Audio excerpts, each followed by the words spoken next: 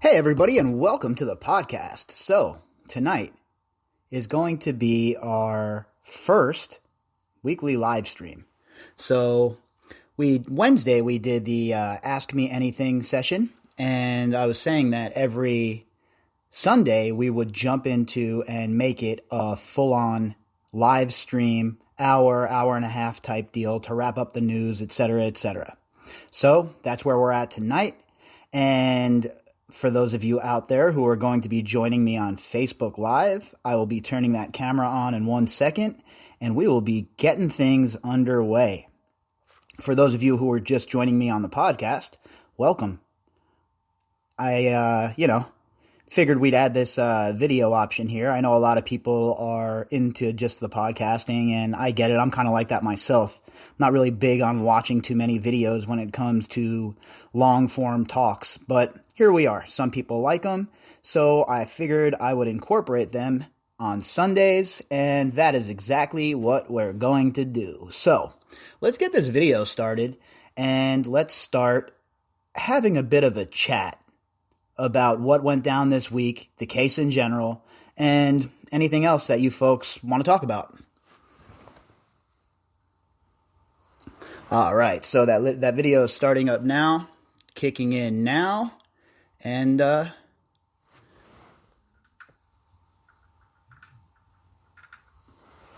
there you go.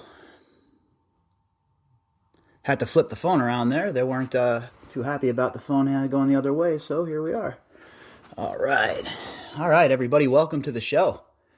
How's everybody doing tonight? I hope well. Crazy weekend, huh? First weekend of 2021. 2021, and things are off to a decent start, right? Could be better, could be worse. I know that Carrie's mom is in a recovery home. She had a stroke a little bit after Carrie was first diagnosed, and they were all just distributed the vaccine. So that's definitely a positive, right? I think that all of the people who are at risk should definitely get that vaccine as soon as possible, in my opinion. Hey, Pop, what's going on, buddy? Nice to see you. How's your evening going? So, yeah, it's rocking and rolling. It's definitely a good situation when people like that get to start having the vaccine administered and start opening it up to go and visit them, because Carrie hasn't been able to really see her mom. She has to see her through this. They had this partitioned plastic, plexiglass partition that they had. And that's what she was stuck seeing her mom through. So she wasn't able to really see her too often. And it's been really hard for everybody. So hopefully kicking off this new year with this vaccine for the people most at risk, I think that's definitely a step in the right direction. At this point, anything to get her to see her mom, right? What about you folks? How's the year starting for everybody out there? Everybody have a good start to their year? Hey, Hillary, what's going on? Pleasure to see you tonight. Yeah. I'm getting a couple of questions here via email as well. And people are fired up about Zorro Ranch, folks. People are fired up about that place. And I get it, right? If anyone gets it, it's me. What in the hell is going on in this place? Nobody raids it or anything like that. It's just, sits there empty besides a few workers, but no raiding, no investigation. The state doesn't care, obviously. They haven't even shown the least bit of interest in raiding the place or initiating a real investigation. Oh, they were like, we'll kick it off to the feds and we'll let the feds run with it. So, you know how that goes, gets lost in the sauce, and then the feds, well, how the feds roll. Up until recently, you couldn't count on them to do shit. Pop, I am not too sure about it selling or not. But besides the Zillow information and the stuff that was presented here, I couldn't really find anything more on that. So I was I'm going to look a little bit deeper and see if I could find out anything more about it being sold. But you would think that that would be something that would be talked about with the compensation fund, and in some of the articles that we see, that would be something that they would touch on, you would think, right? But who knows? So I'm going to dig a little deeper. I sent a couple of emails out to try and get some confirmation as well. And as soon as I know, I will definitely let you guys know right away, either on the podcast, or I'll post it here on the Facebook page, or I'll post it on my Twitter page or something like that. But any which way you chop it up, as soon as I find out, you guys will find out as well. Justin, what's going on, buddy? How you doing? Hi, Sonia. What's up? What's up, MC? Man, you guys got me out here drinking energy drinks at 7 o'clock at night. I'm gonna be up all night. I'm supposed to go climbing at like 4 in the morning. But this whole entire Zorro Ranch situation is bananas.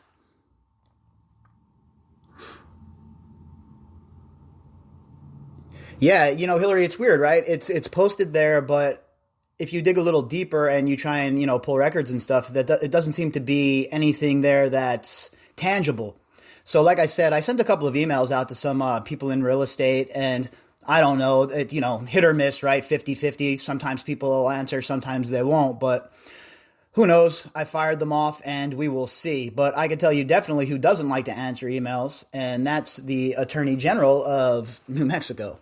That guy didn't want anything to do with answering any emails when I was in New Mexico, and even afterwards, I still haven't heard from those people. So,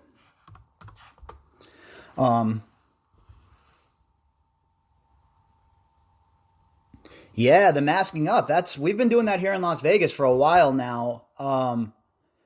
Everywhere. I mean, I see people on the news talk about, oh, people aren't wearing masks. And I'm sure there are some people that aren't wearing masks, right? But everywhere I go, people are wearing masks. I mean, and I'm out and about quite a bit.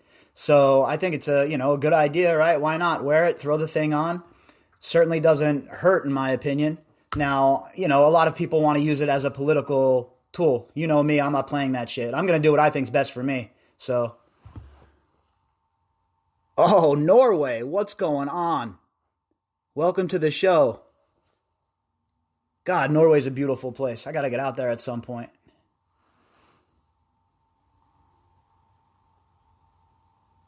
Nicola, thank you for popping in. It's always nice to see you. And Tarnia, I see you. When you popped in, you snuck in the back door over there. Don't think you're sneaking in without me seeing you. I saw you.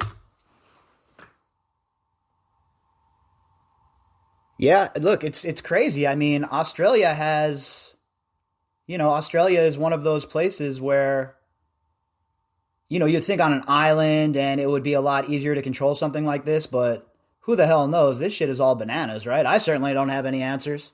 I mean, my advice to everybody is to try and wade through the bullshit and just do what you think is best for you and your family. If everybody does that, wash your hands, right? That's pretty obvious shit. Wash your goddamn hands. Don't cough on nobody. If you're sick, stay home. The basic shit, just do it. And what more can we do besides that, right?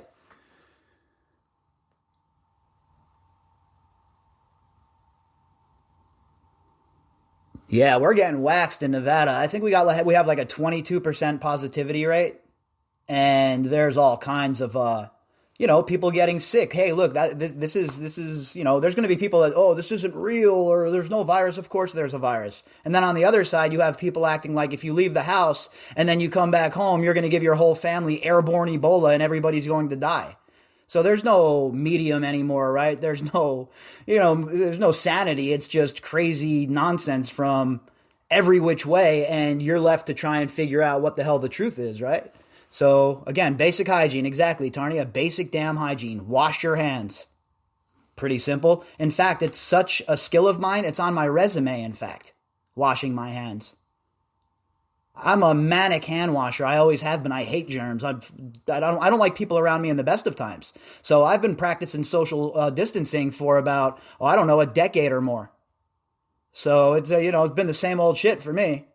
But there's a lot of noise, right? And people are going to continue to use this kind of stuff as a political football, but I don't know, not me. This is a little too serious for that kind of BS in my opinion. There's obviously a virus, right? There's something that's making people ill. So we have to try and figure out a happy medium. We have to work. We have to go to work, right? What are we going to do? Stay home the rest of our lives? We got to go to work. We have to try and live our lives. And I think that the healthy people amongst us, well, we should go and carry the burden and make sure that those of us who are sick or who are ill, that they're protected via vaccines or some sort of severe social distancing until we can get a handle on things, whatever it may be. But we have to find a happy medium, right? It's never the loudest side on either end of the aisle, like we always talk about on the podcast. It's always the real people who are going to enact change are the people that are sane, right? The people that hear a good idea and they're like, oh, that's a good ass idea. Let's put that into action. Not, oh, I better go and check with my political party. What do the blue check marks on Twitter think about this? That's never going to get anyone anywhere. So I don't know about all that. All I could say is this. Me personally, I've been wearing a buff or a mask since before the CDC advised it, just because I understand viral load and I know that the buff isn't going to keep me from being sick. It'll stop me from getting too sick though because of the viral load. So, man, Pop, I don't know. I hope soon. I really hope Vegas is back to normal soon. But, we're a tourist town, right? And we're a town that relies on people coming to concerts and shows. And when you have places that only have a 25% capacity right now, it's impossible for these companies to pick up that overhead. It'll cost them so much money to put on a production, say a concert. And if you're not making any money when you put that production on, it's pointless, right? So that's the conundrum Vegas finds itself in.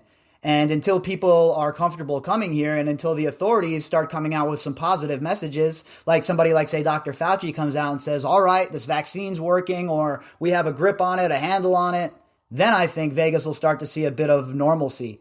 But not until then. And I think it's going to be, unfortunately, a long road to hoe for us here in Vegas.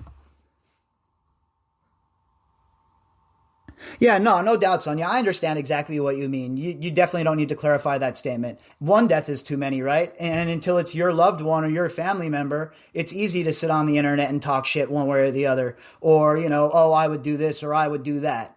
But until you're affected directly by something, then it's a whole different ballgame. But for sure, one life is way too many lives.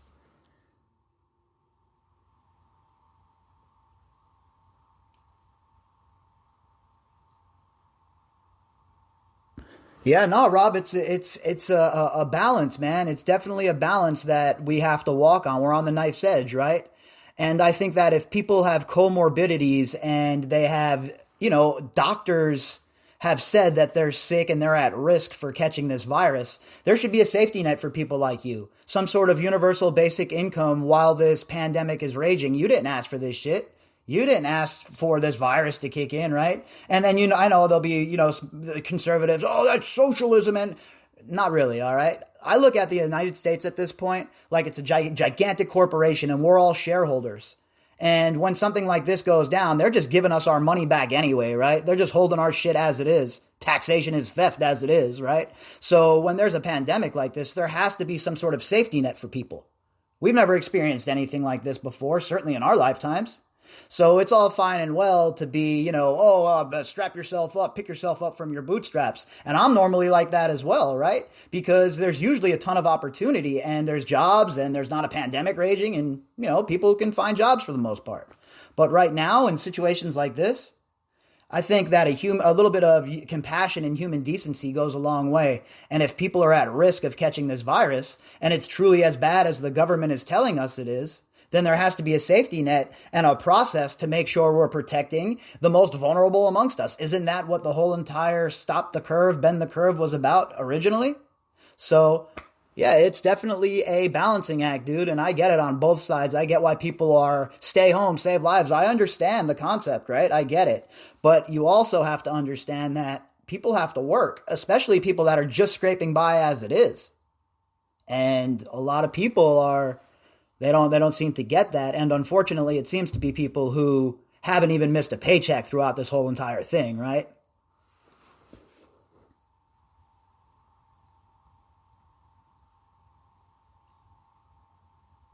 I think you're right, and I mean UBI is something that I think is coming down the pipe, and the sooner we get behind it and figure out a way to properly administer it, I think we'll be ahead of the curve. But I think you're right. I think we're definitely leaning that way, and we have to grow as a society, right? And people have to understand that just the things inside of your echo chamber aren't the only good things in the world.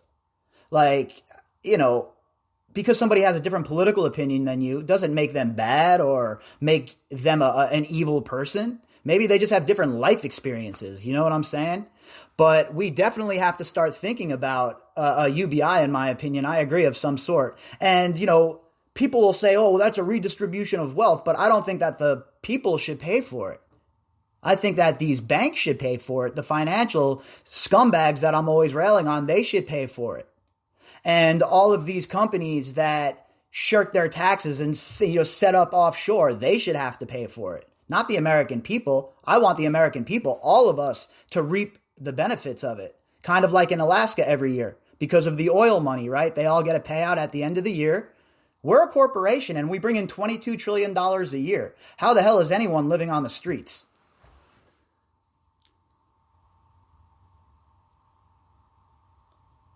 I'm going to have to check that out, MC. That Jonas Spilbor, I had an update where I discussed that article and broke it down point for point. I think it was yesterday. So many articles these days, I don't even know where I'm at half the time.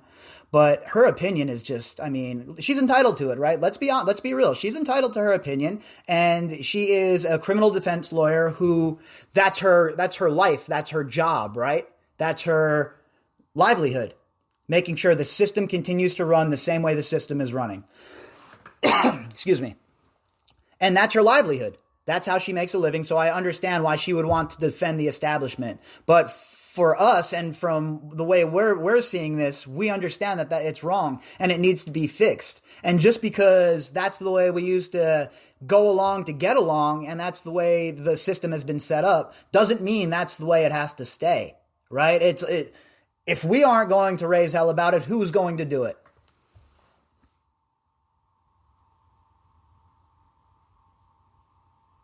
Yeah, Anna, no, you're absolutely right. Look, I'm the first to admit, I was a big proponent of trickle-down economics, and I was a fan of Reagan, and I got gaslit into voting for Bush the first time around.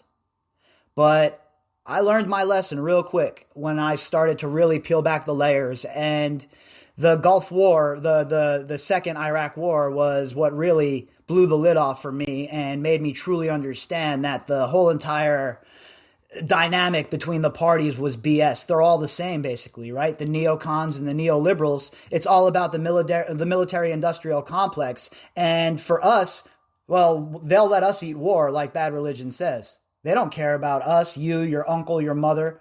We're just pawns on a table for them. And even Epstein was just a pawn on a table. And that's why when people are like, oh, Epstein's alive, and he wasn't that powerful, right? Not powerful enough for that to occur. He was just another asset that got burned. And we're even less than that to them. So, it's crazy. It's really a crazy situation. Yeah, you know what? Look, Sonia, like I always say, people they're entitled to their opinions. Everybody is, right? That's what I do here. I give you folks my opinion, and it's totally how things should be. There should be discourse, right? I want my confirmation biases challenged, and I want them challenged forcefully. That way I get to the meat and potatoes of things. That's why whenever I want something to be real, I am super critical of it.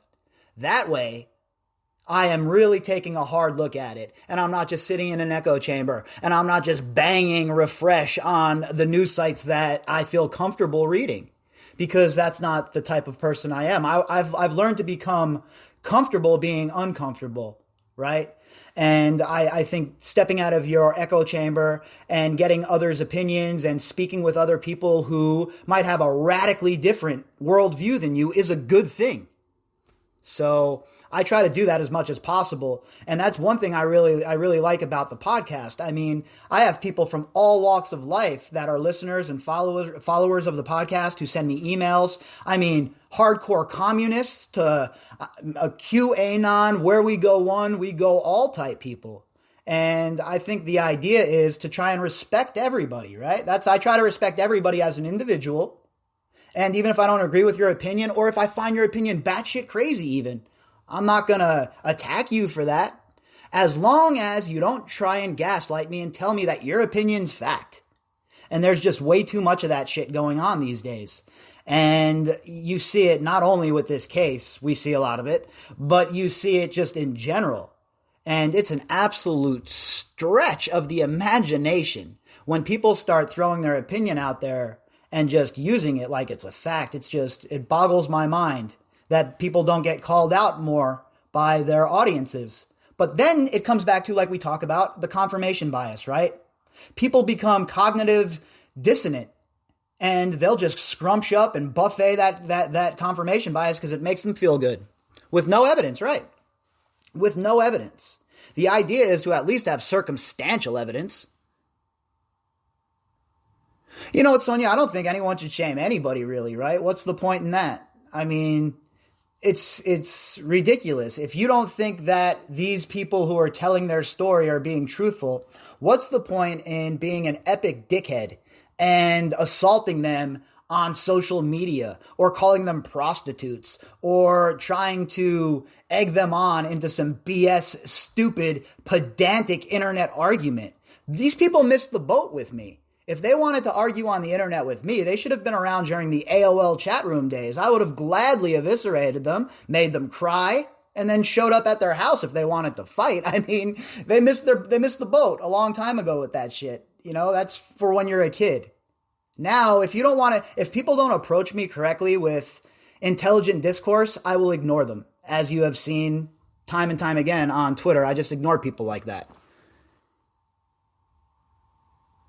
Big PDO, what's up, Petey Greenballs?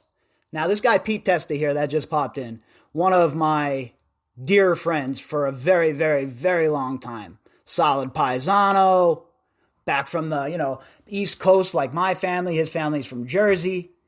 Good to see you here, PDO. Always great to see you, pal. Candace, what's going on? And Jen, I saw you sneak in over there with that kangaroo while you thought I didn't see you. Come on, just like Tarnia. You ladies from down under think you're smooth. You're not. I'm on to all of you and your little tricks. I was just ranting like usual, and I didn't want to, interrupt my beard as it was quacking away. It gets agitated when I do that. And, he's a touchy son of a bitch, so I have to be careful. Yeah, it's just, where I don't even know what to say half the time, right? With these people that get on Twitter and act the fool. I had some idiots try and goad me today. It was hilarious. I mean, the funniest thing is because people get really mad if you don't answer them. And that is my absolute favorite thing in the whole world to do. Watch them get absolutely fired up when I ignore them. They all turn into like Stan from the Eminem video, the song from Eminem back in the day, right? If you don't give them the attention they think they deserve. Breaking news. If you're not going to talk like an intelligent human being, we are not going to have discourse. Yeah, you know that, PDO. You know how I am, man. Once I sink my teeth into something, I just go hard in the paint. And especially considering the way that they treat our people, right? If our relatives get caught up in RICO, you know as well as I do what happens. But Jeffrey Epstein can go on this sick, disgusting rape, this rape escapade, trafficking escapade, abusing children, and the dude gets 13 months, and that time is all he's getting out at the same time while he's in there for all day, 6 days a week? Nah, bro. Negative. Never gonna happen.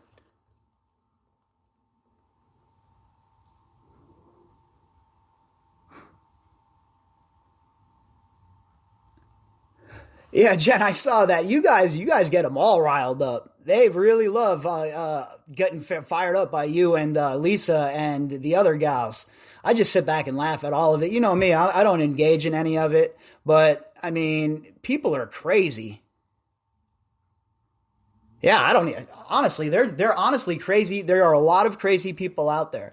I mean, there are a lot of issues, right, that I can understand trying to troll people on politics. I don't. Is it really? Is there really any debate at this point that Jeffrey Epstein was abusing girls? Who's debating this? And if you are, you should probably honestly go get an MRI or a CAT scan and make sure the old bean's working correctly.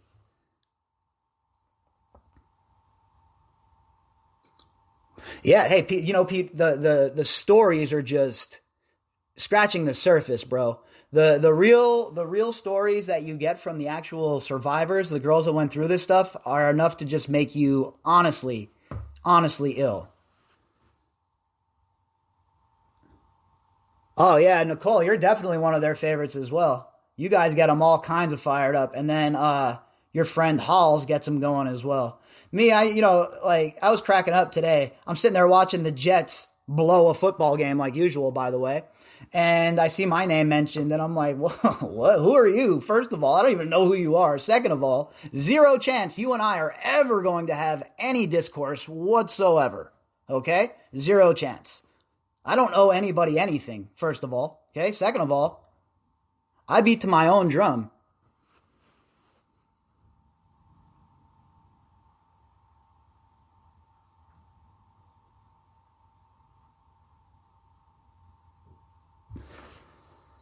Oh yeah, Ghislaine's Maxwell's for sure. Ghislaine's lawyers for sure. That's all they're doing is throwing shit at the wall, right?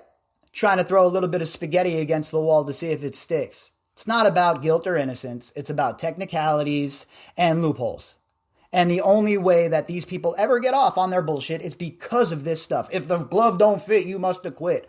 Is there anyone who thinks that O.J. Simpson didn't kill Nicole Simpson? I mean, really? I watched the trial. I saw what was going on. But it's all about technicalities. And if you have the right amount of dough, forget it. The sky's the limit. The sky is the limit if you have the right amount of money in this country. Doesn't matter what your crimes are or what your misdeeds are. Unless, of course, they want to make an example of you. Then all bets are off. Once they want to make an example of you, then it does not matter how much money you have. All bets are off. And we're seeing a lot of that happening now. And to be honest with you, the people that it's happening to, they all deserve it.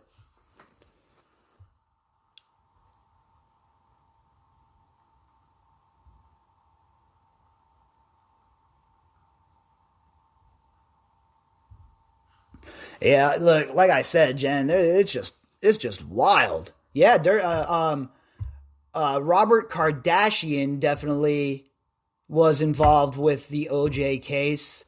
I don't know if, to tell you the truth, I don't remember if Dershowitz was involved with OJ. I wouldn't be shocked, honestly, though. The guy's involved with pretty much every scumbag in the history of the world, it would seem like.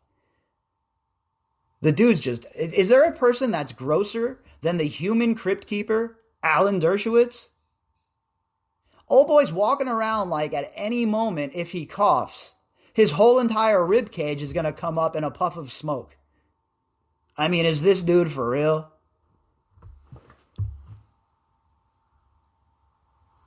Yeah, see, there you go. Like I always tell you folks, I really wasn't into this kind of stuff before this case. I was, more a meat and potatoes kind of Middle East, Near East policy kind of person. But the more you dig into it, and as much time as I spent on it now, it's obvious that all of these people, Dershowitzes of the world, they're all in bed with each other one way or the other, and they're all just sick. How can so many people be so sick? That's the real question.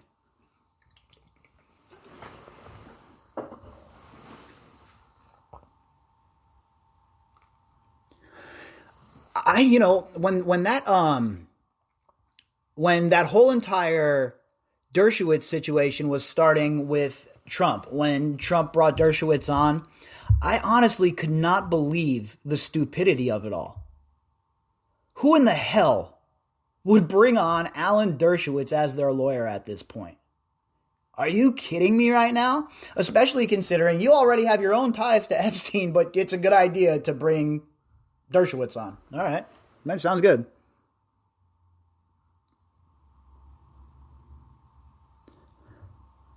No, yeah. Dershowitz and Les Wexner right up there. They're battling for the Human Crypt Keeper Lich Award. There's zero doubt about it. They're just gross individuals. Can you imagine Les Wexner owns that company where he's selling like lingerie and nighties to little girls for all of those years? But at the same time, old boy got the keys to the kingdom he gave Jeffrey Epstein the keys to the kingdom, and then tells Jeffrey Epstein, oh yeah, you're in charge of my finances right now. What? You're one of the most powerful men on Wall Street. You're one of the most hot shit CEOs going. But you need Jeffrey Epstein to be in charge of your money? It doesn't make sense to me. It never has made sense to me. And when I first started looking into this case, it was one of the things that sparked me getting deeper into this and digging deeper, because there's no way. There's no way. All you have to do is read the profile for a guy like Leon Black or Les Wexner or insert any other scumbag here. And these guys are power hungry, but all of a sudden, they're giving their power, they're giving the keys to the castle to Vin Diesel from the Boiler Room. Not even Vin Diesel from the Boiler Room. A wannabe turn and burner. It doesn't make sense. I don't buy it. And that narrative being pushed, I never thought that was a proper narrative. Like, you're the legacy media with all of the resources in the world. You're the New York Times. You're the Washington Post, whatever, right? All of those resources. You don't dig deeper into those comments. You don't go further into those comments. You're just like, oh, okay, well, we hit a brick wall. That's the end of it. I would think that they'd have a bunch of reporters that would want to get to the bottom of this story. Is there a more salacious story, maybe ever? All of these people that are caught up in this, that could be, their fingers could be pointed at, and that they could be connected to Jeffrey Epstein. And I don't just mean hanging out, having a drink with him, right? I'm talking about having an intimate relationship with him, like Les Wexner did. But the media doesn't seem interested. And it makes you wonder, right? It really makes me wonder, that's for sure. And I figure if I keep shaming the media, eventually maybe they'll do their job. Maybe if I destroy enough of their articles when they start with their bullshit, that eventually they'll be shamed into doing their job correctly. No, you're right. None of them needed Epstein. And I have a new article that I'm going to be reading tomorrow morning. And it's from an outlet called Wall Street on Parade. And we're going to dig more into the IPOs. And we're going to talk more about how they were underwritten by these banks. And that's a huge deal, dude. When these banks are underwriting that stuff, it's almost a guaranteed profit for the person who is being afforded those stocks. So Epstein and his company, his little slush company, they'd get these stocks, they'd turn them, they burn them, and then that money would be used to keep the enterprise rolling, right? And nobody knew the better. No, they paid no taxes on this stuff, probably. Not the right amount of taxes. And it just goes on and on and on and on and on and on and on and on. And up until this new bill was just passed, this NDAA bill that had the AML legislation put into it, that nothing had changed in decades. Yeah, follow the money. It's just like with anything else, right? If you're a cop and you're working a drug beat and you're in a neighborhood where there's a bunch of drug activity, there's drug dealers, et cetera, if you follow that money, you're going to end up at the dope house, and you're going to end up where the bad boy is keeping that money, right?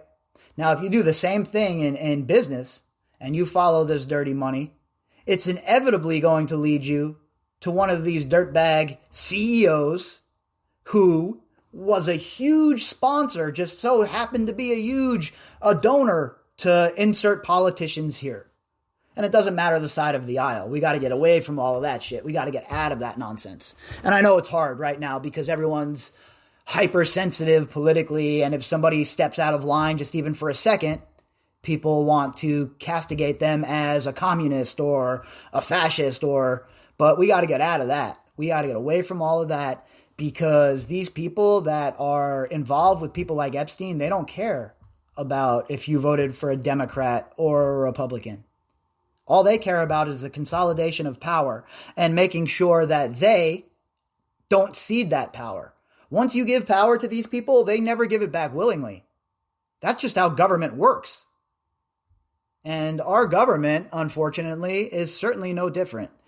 And again, it doesn't matter what side of the aisle or who's in power or who is running things. It's always the same story. You and I, right here, everyone sitting here talking right now, we get screwed. And then 4 years from now, you're important again. And 3 years from now, you'll be told that your neighbor hates you again.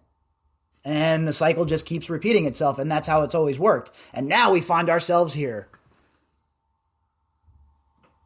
Oh, that's Dean Martin behind me. Yeah, that's my boy Dean Martin. Give him a little push on the button and he sings, but his singing is, he's losing his voice with age, shall we say. So back there I have my Dean Martin doll. I have a picture of Don Mattingly. There's a picture of Derek Jeter. Then Carrie is a Bills fan, so there's a Bills road sign back there. What else do we have going on back here? Let's see. Then up on the top, there's a Bronx Bombers, a Yankees thing. What else? And then up on the wall, if you could see up here, when Carrie was sick, her friends made her a bunch of pictures. And like this one, it says, "Happy, alive, and built to survive." And it has a pink ribbon. And when Carrie got done with her treatment, her friends presented her with all of these pictures, and it was really sweet of them. So we have those pictures throughout the house here. So yeah, that's some of the stuff that's in the back.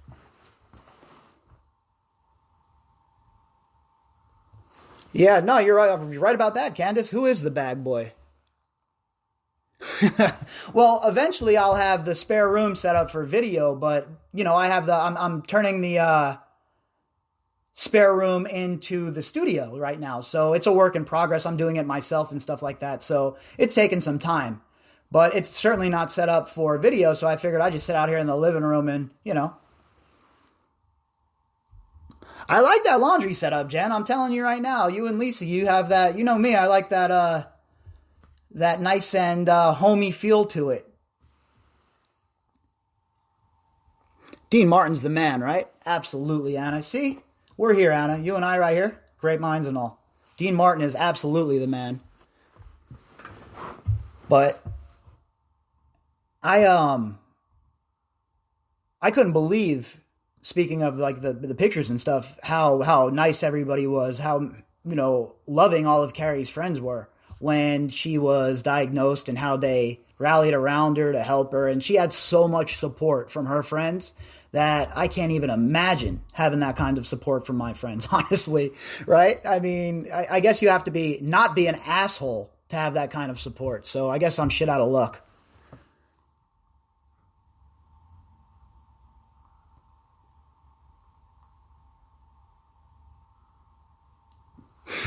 Hey, you know what? The guy got to get a little something, right? I mean, it's bad enough that he has to hear about Epstein. I'm sure in your sleep, you roll over and you're blabbing a little bit about Epstein to the poor guy.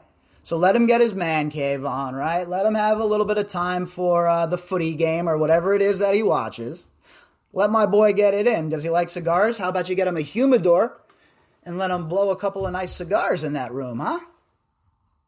Me too. I love the Australian laundry too. I think that's epic. I think it's absolutely epic. I think it's perfect. I think there's way too many packaged and overproduced BS podcasts these days. And what's the point in that, right? What's the point in all of this written bullshit? And, oh, yeah, this is my podcast. It's all packaged by CBS. And F off.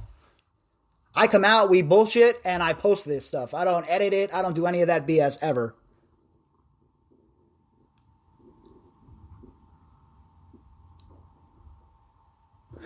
Yeah, you know, her first night, it wasn't bad, Rob. She said that it was busy, obviously. It was New Year's Eve. So it was pretty busy at her hotel, but it wasn't too bad, she was saying. Absolutely, Deirdre. The NPA is on the clock, right? As we would say, if there was a draft going on right now and your sports team was up getting ready to make the pick, the NPA is on the clock. And there's no doubt.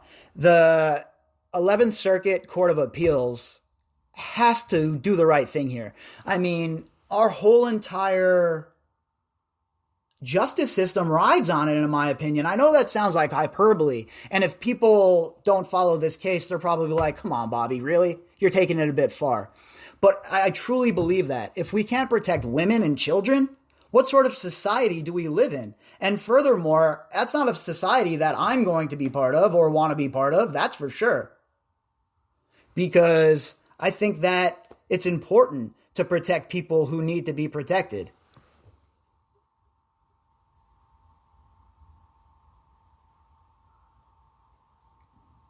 Yeah, and that's why I watch your guys' podcast and listen to your podcast, and it's one of the only other ones that I listen to. I don't have the time to sit around and go over the same BS over and over and over again. I just can't do it. Especially because we have things like this NPA that we're talking about right here, right now. This NPA is, I mean, it's not the be all end all, right? Folks, let's not get carried away. If they decide to uphold it, that's not the end of things. That doesn't mean the investigation ends or the criminal case ends or anything like that. It just makes it harder to get prosecutions for those alleged crimes.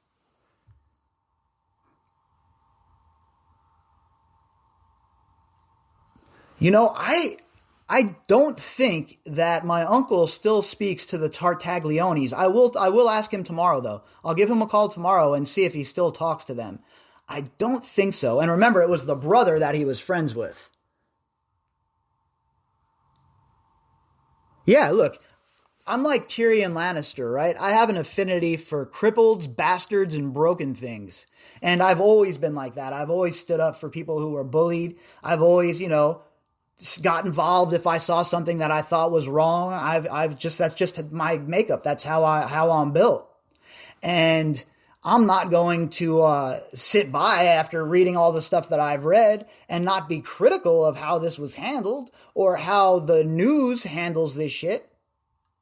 And some people, I'll tell you what, boy, there are some people that I honestly don't understand what's wrong with them. People like Geraldo Rivera. What is wrong with this guy? It makes me wonder, does somebody like Ghislaine Maxwell have dirt on somebody like Geraldo Rivera? We know he's not, the brightest guy in the world, right?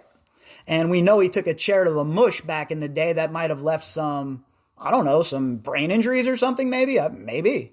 But to come out and defend Ghislaine Maxwell with a full court assault, I think is one of the most ludicrous things and the weirdest mountain in the world to die on, right? Don't you, you want to die on a hill outside of your house? Why don't you choose Mount Everest or K2? What are you doing, Geraldo? Don't you have an Al Capone tomb to go and check out? A vault, I mean? Maybe find some more dust mites? You epic moron.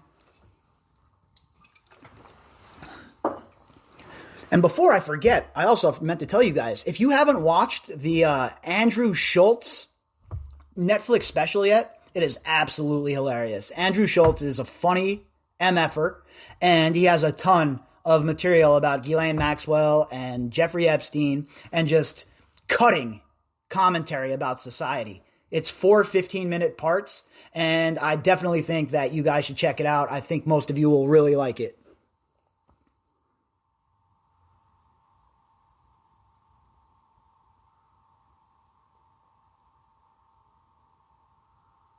Oh, yeah. The whole thing with Annie was ridiculous. I mean, Candace, I responded to the ABC article by James Hill, and there's some articles that really I have to hold myself in check, right? I try to not be the street Italian that I usually am when I'm here with you guys because I don't want to, offend anybody for the most part. But when it comes to stuff like that and trying to act like these girls are lying and they're just trying to get some money, and it just doesn't sit right with me. And I want to go double barrel and eviscerate these people, but it's counterproductive to come off as unhinged, right? You can have targeted emotion and some, well-placed rage, but I try not to come off unhinged too often. Angela, what is up? How you doing tonight there, Angela? Hopefully well. Yeah, Candace, Andrew Schultz is the man, right? Absolutely, positively the man. Carrie and I were dying when we were watching the Netflix special.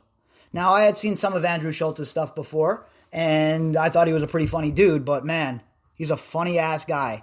And I highly suggest that episode. I mean, that special, because it's worth the hour that you're going to spend watching it. The commentary is cutting. His social commentary is absolutely cutting. And I find that it aligns with a lot of the things that I'm saying here on the podcast all the time about how if you get off of social media and you get out there into the streets, into the cities, until you see your neighbors, it's not your neighbors who are the problem. We don't hate each other.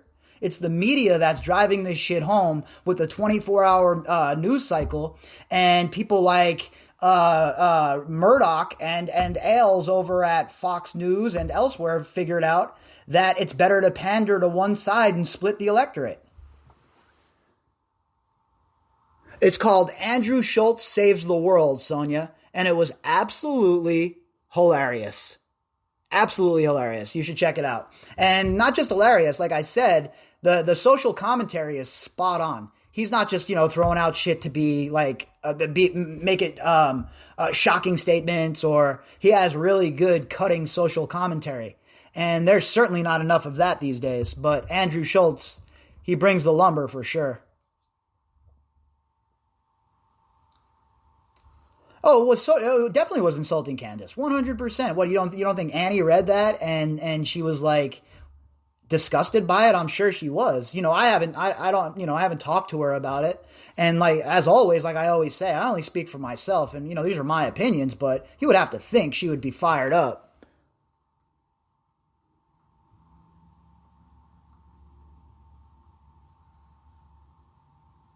Angela, so look, I'm looking at probably 4 or 5 days in New Mexico, and right now I'm planning for a February 24th departure. So I think with the 5 days, 4 or 5 days, considering the ground I've already covered, and having my bearings straight this time and having a game plan, I've actually sat down and I've already started a spreadsheet and put together a timeline and an itinerary to keep myself on target for when I do get down there. So I think with all of that in play, 5 days should be plenty to get out to the Santa Fe Institute like I want to. I'd like to take a ride out to Los Al as well. Obviously, not going to get on the base, but I just want to get an idea of, the drive from Zorro to Los Al. A couple of people that I want to speak with in Santa Fe, and a couple of people in Albuquerque as well. So that's the plan right now for New Mexico. And obviously with COVID and the pandemic, things can change.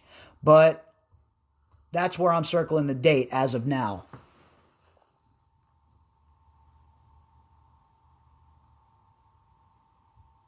Yeah, I guess, a lot of the folks want to head on out, and I totally I have no problem with that. Definitely would love to, meet up with everybody. If everybody's going to head out the same around the same time, we'll definitely get together. We'll shoot the shit, take a ride. I'll have a rental car for sure. I'm going to fly in, I think. I was thinking about driving, but I just don't have the time. I have a lot of other things that are going to be going on to start this year. So I don't want to, I want to make sure I'm using my time wisely.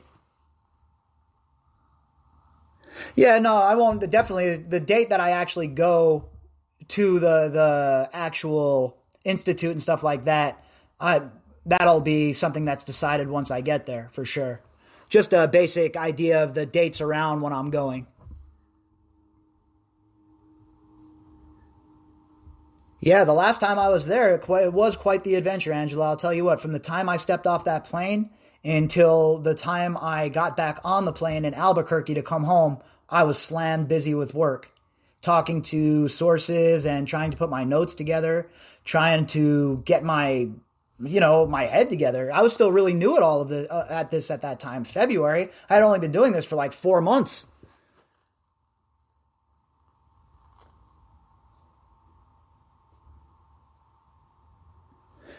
Absolutely, Candace. Definitely, if you want to fly in and all get together and try and figure out a game plan on figuring out what the hell really went on down in Zorro, for sure. Like I said, I'm gonna have some recording equipment. I'm gonna have my drone with me. All kinds of stuff.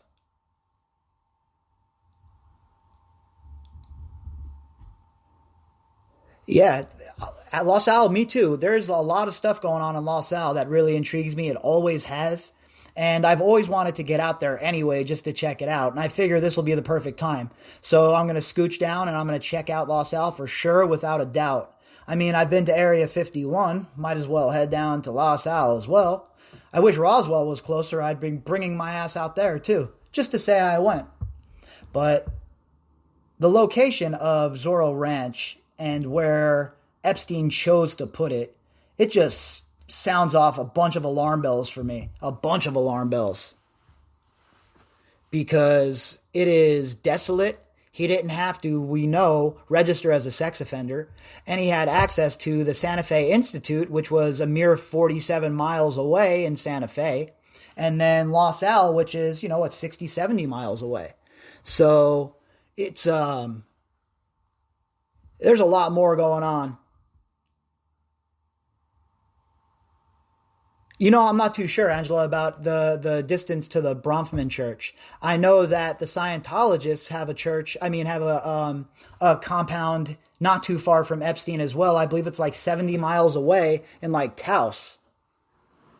So I am not too positive as far as the distance, but like I said, I'm going to have the rental car and I don't mind driving in open spaces. So I'm willing to travel to try and figure some things out. If there's people to talk to, people who want to share their stories out there, I'm willing to do the legwork to talk to them, because at this point I'm so invested in what's going on that have you ever it's like watching a movie at this point. I need to know the ending. Right? We haven't even gotten to the climax yet, and we're like in the meat of the story still. We're still doing like character background. I need to know what happened, bro.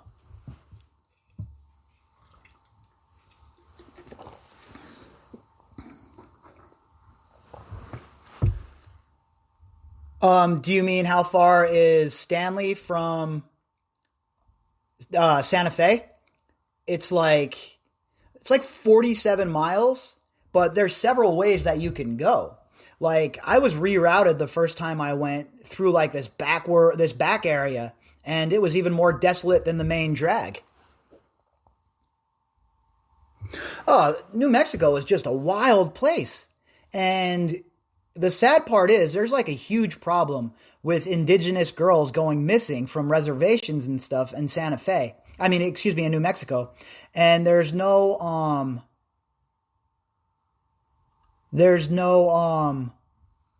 movement really, right? There's nobody showing up there to help these people, and it's really sad. Oh, Tom Ford's ranch is right there. It's like buttressed up against Jeffrey Epstein's. It's right to the north of it, I believe. And when you look from the gate, like the pictures that I've shared, and you're looking towards like where the house is, there's like 7 little houses. One's like a fake farm. A fake like firehouse. There's like a farmhouse.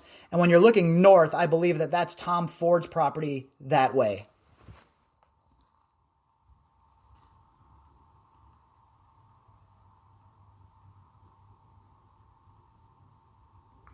Rob, I think a lot of it is politics, unfortunately, bro. I think a lot of people are stuck in their echo chambers and they don't want to face the facts. They don't want to face the facts that there's a lot of gray characters and very, very, very few good guys, right? I mean, even the heroes of the story, the Eddard Starks of the story, are gray characters. And people don't want to find out that their hero worship has been misplaced. So when you have someone like Nancy Pelosi's daughter come out and say that some of our faves are going to be caught up in this, it tells you everything you need to know. And the rubber's going to meet the road here, I'll tell you that much. The rubber is going to meet the road with Biden being elected, and a lot of people who were claiming that others were biased are going to really have to put up or shut up at this point. SJWs are social justice warriors, Angela Foster. Social justice warriors. Basically Karens of the internet.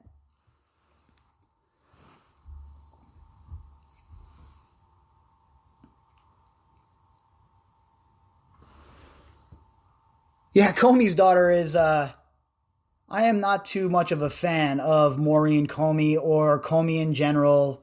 He is the epitome of what we talk about when we talk about these corrupt, lifelong bureaucrats.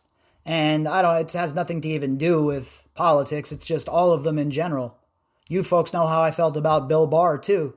So it just doesn't matter to me. These people are all corrupt. These people are all, it's all kayfabe, right? It's all like a setup, like pro wrestling. Up until Trump, these people would act like they really hated each other, and then afterwards they'd be in the back room eating a steak and laughing at the rest of us for all the money being spent.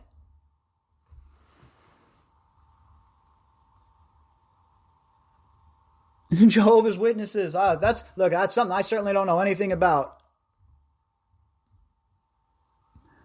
The Jehovah Witness sect is certainly something I don't know a thing about. I don't know much about religion in general. I grew up a Catholic, but I haven't been to church in a million years.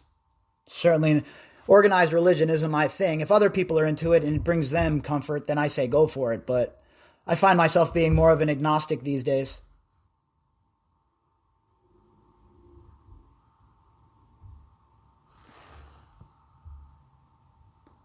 But the situation there is just, I don't even know what to say. I just don't know what to say.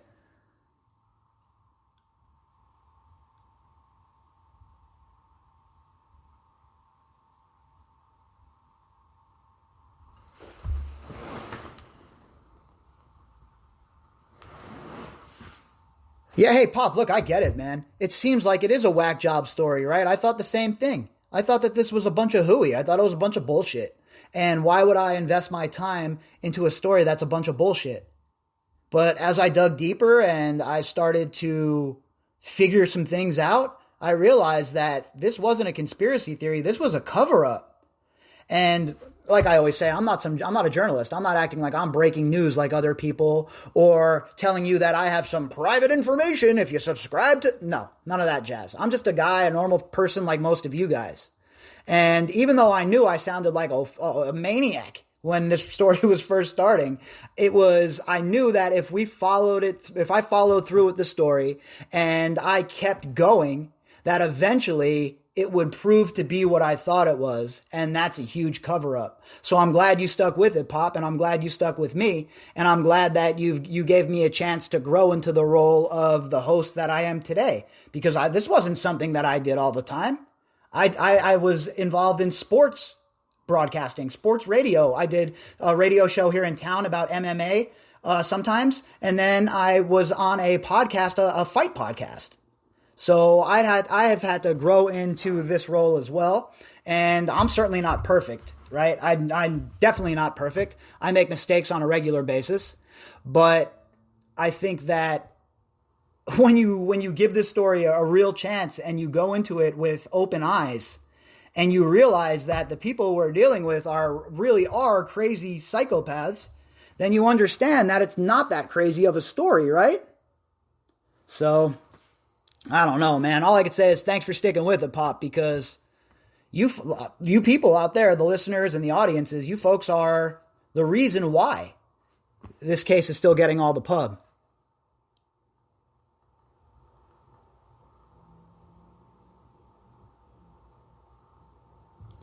Yeah, this organized religion stuff, I don't even know what to say about it. I feel really bad for people that are stuck in a situation due to their way they were brought up, right? Oh, your family's Jehovah's Witness, so you have to be. And then they get stuck in that cycle or whatever it may be. And they can't break the cycle, and if they do, they're ostracized, or in some cases, in some religions, you have honor killings. So religion is a realm that I don't swerve into.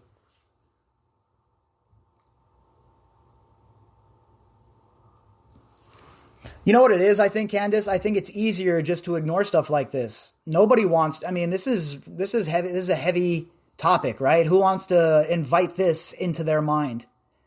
You know, I talk about having a guardian safeguard your mind all the time.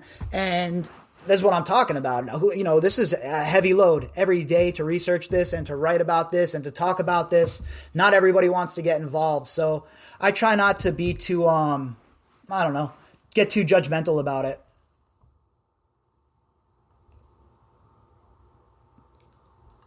Yeah, hey, look, I figure 2 episodes a day is plenty. I don't want to do more than that, really, right? I'll do the flashback episodes, but I think that unless we have a lot of news to cover, I think 3 is too much.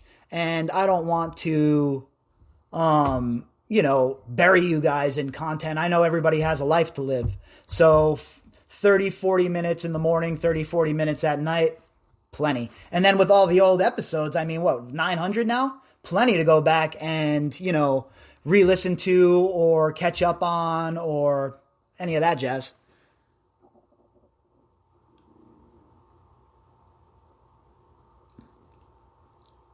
Hey, thanks, Hillary. I appreciate that. Like I said, if it was up to me, I would be talking about Game of Thrones right now or something joyful that we could all sit here and have a bunch of laughs about. I could break out the vape.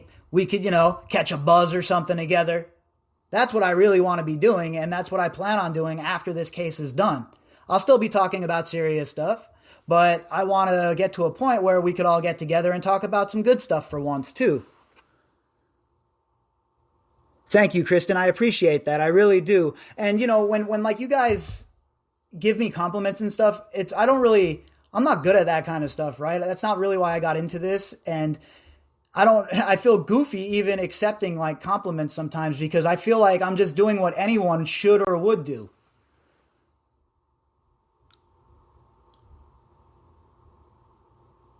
Yeah, they did mangle the end of Game of Thrones. They rushed it, no doubt, Rob. They could have went for 15 seasons. They cut out so much stuff. But the new series that's coming out, House of the Dragon, is all about Targaryen lore, and that is my shit right there. Yeah, thanks, Angela. Look, I get it. I understand, right? And I don't want to seem like I'm oh, well, I can't accept. It's just a weird situation for me to be in. I'm kind of an introverted person and I don't really do well with being the center of attention ever or,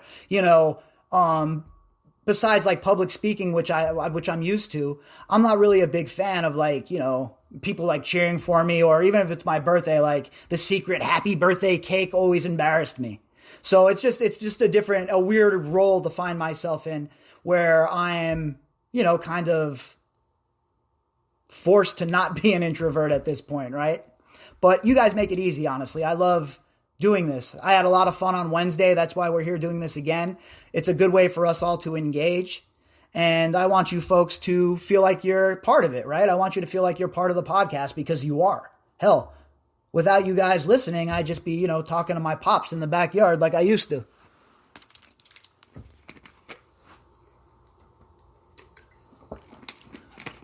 See, usually when I'm doing the podcast, I can pause and get a drink or cough or whatever. But since we're live, you folks just got to suffer through it. Me and my beard have to hydrate. Oh, man, I'll tell you what, I don't know about that. I have a friend who is the lead singer of the band Otherwise. And when we hang out, after a concert or whatever, and there are people there asking him for his autograph, and it's such a weird situation for me to see. I'm always how do you deal with that kind of stuff? I don't know. It's just odd. The whole thing is odd to me, but as long as the message is getting out there and people are paying attention to what's going on, then I feel like I've done my little part, right? Some people feel like they get involved in things like this and they feel like they own the case or something. Me, I just want to do my little part. I want to do my little part and tell this story from my perspective. And that's what we do every night. We get on there, I read them articles, and I tell you folks how I feel about those articles, and it resonates with a lot of you, right? Doesn't mean I'm always right or 100% right or my opinion's the only opinion that's out there. It's not.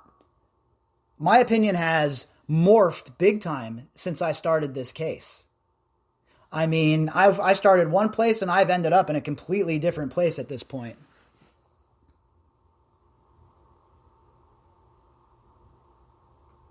You know, Ellen, it's like if we don't try and have a little bit of a laugh every now and then and break some chops, then we're really all going to be finished. I think as long as you're respectful of the situation and you're respectful of the girls and the survivors and the people who actually went through this, I think that there's a place for sarcasm and even humor, because in the most horrendous of situations, the darkest of days, we have to keep our sense of humor about us, right? We have to make sure that we're keeping on and we're not getting too cynical even, right? I know that's difficult, but there is a place for biting sarcasm, and I try to stick to that.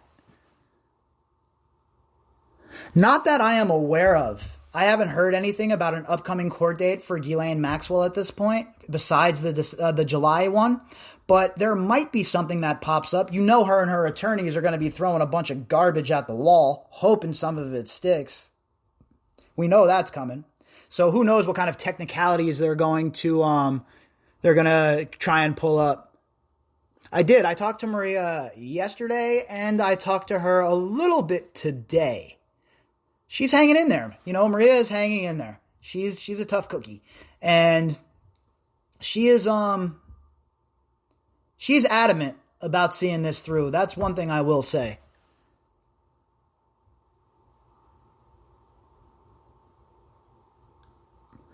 I live in Vegas. I have a little sister. She lives in Omaha, Nebraska, though.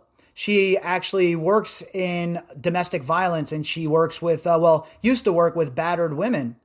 And she is definitely somebody who I look at in a whole different light after I started researching this case. I never understood what she did for a living, really. And that's my bad. That's my own ignorance for not digging deeper and not truly understanding how important her work was. But what she was doing and helping these battered women and these abused women, I can't imagine doing that on a daily basis. This is hard enough.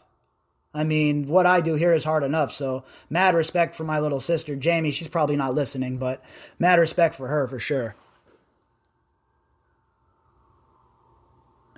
Rob, I haven't heard anything new on Rena O. Nothing new yet. But with that flashback episode, hopefully it brings her, to the front there where we can, keep her in the conversation, right? Because she certainly seems like somebody that needs to be looked into further. And you guys know how I am. I'm not somebody that's calling for vigilante justice. That's not me. I want a real look into this case. I want these people to be investigated the same way any of us would be. And I want a real, full investigation into all of it, how it went down, who was involved, and all of that jazz. Oh, I follow like 48 people on Twitter. I don't even bother with it because it's so much noise. I can't. If you guys don't tag me in something on Twitter, I don't even know that you're talking about me, to be honest with you. And besides like a few different people outside of this case, I don't follow like anyone on Twitter at all. I don't want to conversate with people like Laura Goldman or Marina O. I know my mouth, and it's best for me to avoid conversating with people like that in any capacity. Yeah, you got to get I hear that the bipedal serpent is going to wear a human onesie, so she looks like she's, not scaly, and she's going to be running around doing the cleaning in that.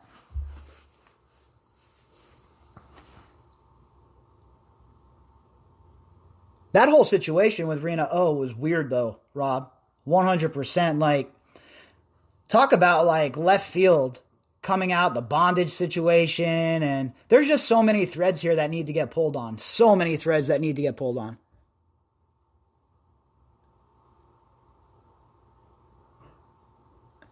Look, one thing I have learned recently is that there are some people with some serious issues mentally that need to get checked on. And I don't even say that jokingly.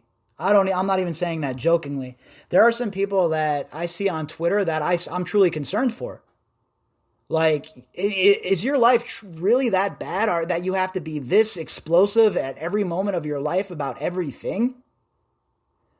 These people are like, I don't know. I just stay in my lane and avoid that nonsense, because who the hell needs these weirdos, tagging them in all kinds of nonsense? But Rena O, that lady is just, she's wild. That whole story's wild about her. And I think that she is somebody that's definitely, if she hasn't been spoken with by authorities, I think that she should be on the list. I don't know how she hasn't been spoken to. Just like that Gypsy Gita guy. Oh, JL, if she sent me a request to be on my podcast, I would accept in a New York minute. And then I would advise her to bring every single one of her lawyers, because she's going to need it. Then directly before that podcast, I would drink 3 bangs and have and one of those pre-workout pills. So I'd be all jazzed up like the Incredible Hulk, ready to go. She'd get on, I'd be foaming at the mouth. I'd look like Alex Jones when he's talking about, I am a gorilla, murder yourself. That'll be me, but I'll be foaming at the mouth. So she has to bring all of her friends, though. Because it'll be 3 against 1, and I'll still be surrounding you guys. That's how fired up I'll be. 0 chance any of those people will ever sit down with me. 0 chance. I'm not your friend. I'm not a journalist. I'm just some loudmouth bearded dude from the east side of Las Vegas that has a few things to say to you. And they don't want that smoke from me. But boy, I dream about that, JL. There's no doubt. I dream about having a chance to have a conversation with these people. Oh, forget it, Tarnia. I would be speaking so fast that I would sound like, what's his name? The uncle from Jersey Shore, Uncle Nino, Vinny's uncle. That's what I would sound like with my New York Italian gibberish coming out. I'd be so upset and agitated. And that's what these people, I've never gotten so mad at people I don't know ever in my life. I'm not the kind of person that gets triggered, really. There aren't many people in this world that can agitate me to the point of where I want to go bonkers. But all of these people involved with Jeffrey Epstein seem to fit the bill all of a sudden. No, they're not. They're paid for shills, Rob, 100%. Paid for shills. I do cook, Angela. I'm actually a pretty damn good cook, in fact. For New Year's Day, I cooked a pork roast, and I cooked a fantastic prime rib. And Italian food, forget it. I'll make a sauce, chicken parmesan. What do you want? Veal parmesan? You want some sausage and peppers? I got it all. But no, I love to cook. And when Carrie was working at the casino, I would cook every single night for her before she'd get home from work. Yeah, Italian food, American food, Mexican food. I know my way around the kitchen, that's for sure. The real reason is my parents moved to the Bahamas when I was younger. And I was forced to fend for myself as opposed to coming to my mom and dad's house to eat my mom's homemade cooking all the time. She moved to the Bahamas, my mom and dad. My dad got a job there. So I was forced to start cooking for myself. So, of course, I'm like, Mom, how do I cook some sauce? I'm dying away. So I started cooking then. And ever since, I've just, I've built on it. Like, Carrie is a personal trainer. So she's into like really healthy food. She counts macros and micros and makes me mental, right? I'm like, I need 3 Big Macs and let me get some chicken nuggets. But she's like macros and micros, and the shape that this woman is in is insane.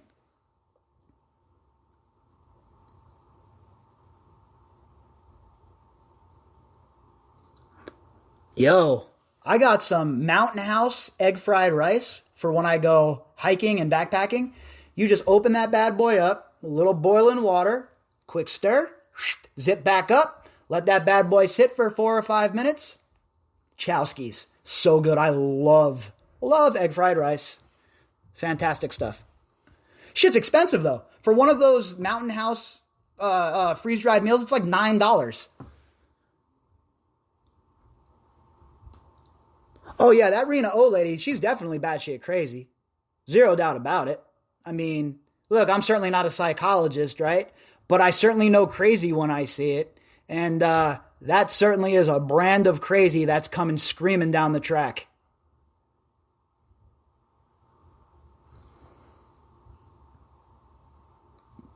Yeah, you got to get a rice cooker, Sonia. I got one of those rice cookers, and I'm whipping stuff up in here like I'm a chef of the future. I get to get that nice jasmine rice, the sticky rice. Oh my God, forget it. The only problem is I'm hungry 20 minutes later. So right back to the pasta. Never ends. Pasta, pasta, pasta, pasta. If it wasn't for the 1,000 miles I do in the mountains on a weekly basis, I'd be a fat, sentient slob sitting here like this. Blah, blah. Pants not big enough to fit me. Oh, no, look, let me tell you what, Jen. You and Lisa totally have your finger on the pulse when it comes to that kind of stuff. When it comes to the digging around and getting down into the weeds and stuff like that, yeah, you and Lisa go hard in the paint. I love it. I really crack up when you two start going in on these people. And then the whole entire entertainment portion of it, it works perfectly for what you ladies do.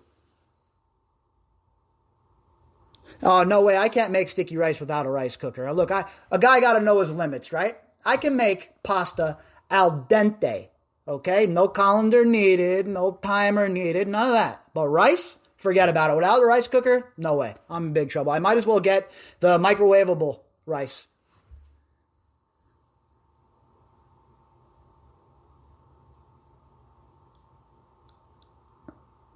Yeah, and you and Lisa take a lot of flack for that too, Jen. You and Lisa get a lot of pushback from a lot of these knuckleheads. And it's comical at best for me, especially when they're like, "Oh, well, what about your little shitty podcast?" As if these people have ever accomplished anything in their lives, never mind putting together a successful podcast. These people are lucky they can pair their socks in the morning and tie their shoes. Yet they're running around talking about, "Oh, your shitty podcast." Shut up already.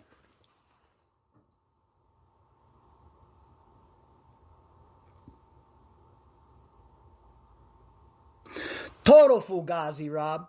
Total fugazi. Donnie Brasco, Donnie the jeweler, not having it, okay? Yeah, you have to have a team when you're dealing with stuff the way you and Lisa do. I mean, when you guys engage with these people, forget it. They're going to definitely keep trolling and stuff like that. So I just shake my head with the nonsense. It's ridiculous. What's the point? You have all this time to waste. I mean, here's an idea. Do something productive. If you have all this time to criticize other people, do something productive.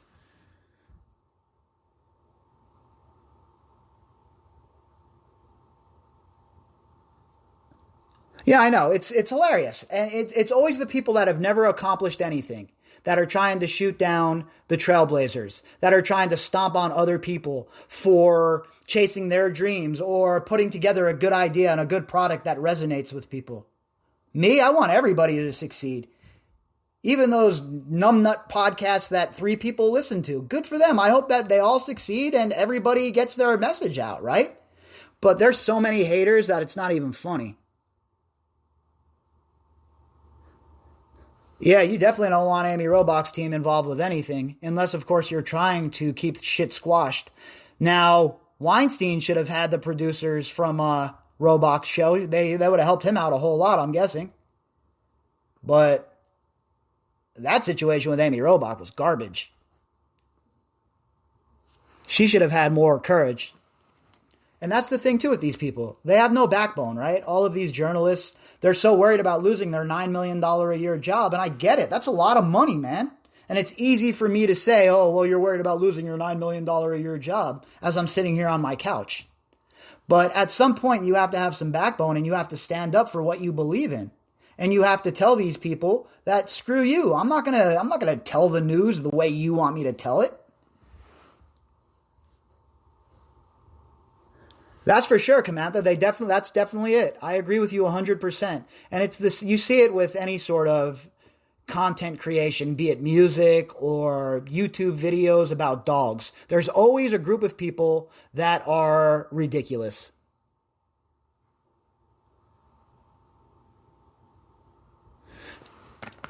The elites are the worst people literally in the history of the world. And it's not, I'm not talking about the cabal of elites, that hang out at the Bilderberg meetings and shit. I'm talking about these bankers and the financial system that they all inhabit like a bunch of disgusting mites. The whole system is rigged. It's not three guys in a back room controlling everything. Oh, that's not what's happening. It's these idiots that put this financial system into place. And they just keep rolling and rolling and rolling and rolling throughout the centuries. The same scam.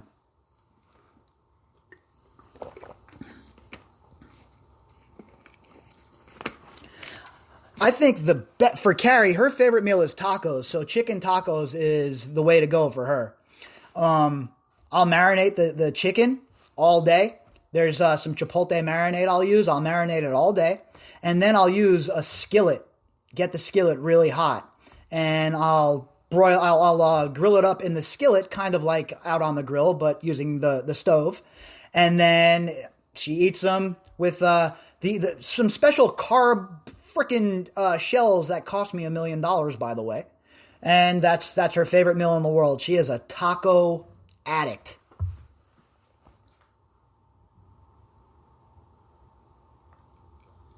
Cindy McCain is just such a distasteful human being. Her husband was a distasteful human being. Her daughter is gross. The whole family's gross. They all knew. All of these people knew.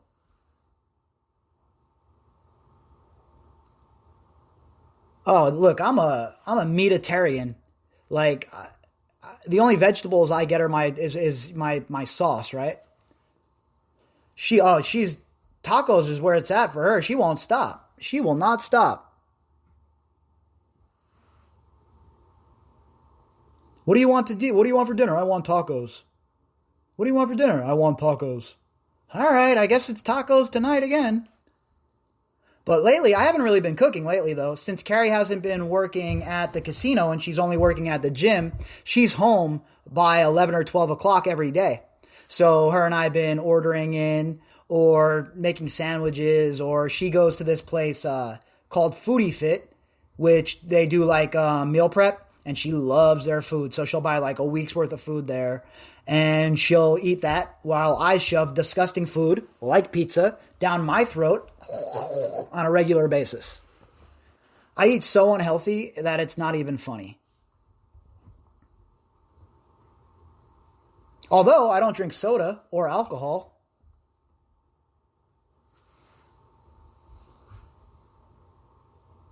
Yeah, no soda. I haven't drank soda in close to 2 years now. Yep. Close to 2 years it's been.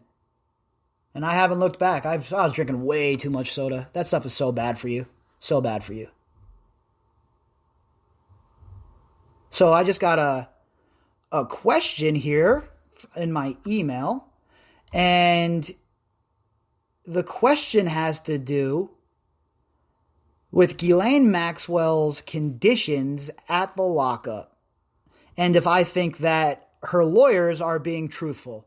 Nope. 100%, I do not think her lawyers are being truthful. I think that her conditions at the lockup are no different than anyone that would be in her situation's conditions would be.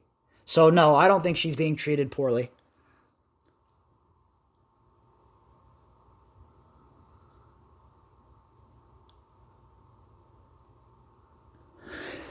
Ben Sass. Look, Ben Sass is a decent enough man, it would seem, right? A guy that seems like he wants to do the right thing.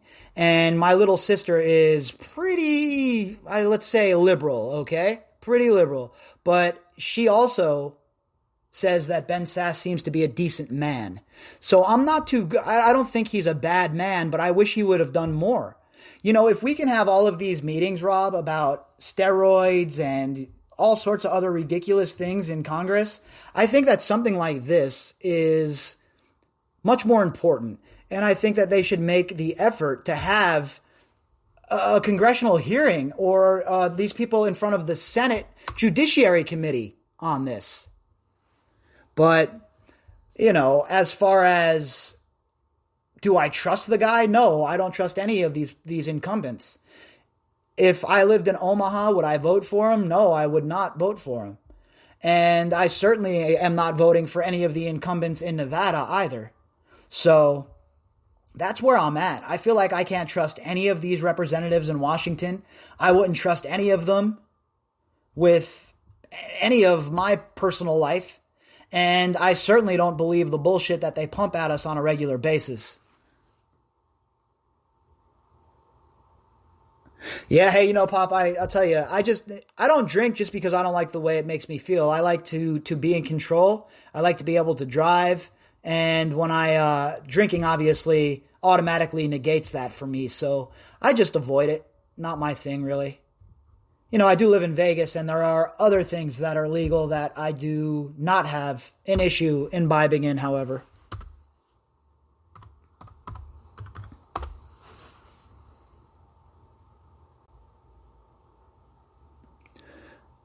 Yeah, Ghislaine Maxwell's legal team they're out to lunch. These people are just absolutely ridiculous, out to lunch. They have no idea how to approach this, in my opinion. You would think that they would have a serious strategy underway, but nope. Not going on right now, that's for sure. Oh yeah, no, Jen, when you're in town, I'll have a drink with you guys, no doubt about it. 100%. I'm not adverse to drinking. It's just not something that I do because I don't know. It's just not something that Carrie and I really do. I drank a lot when I was younger, in college and afterwards and stuff like that, but now I'm going to be 41 in March, so I really don't see the point of going out and getting absolutely smashed and acting like a fool. I could do that sober at home in my pajamas at this point, so. Yeah, that legal team it's a joke.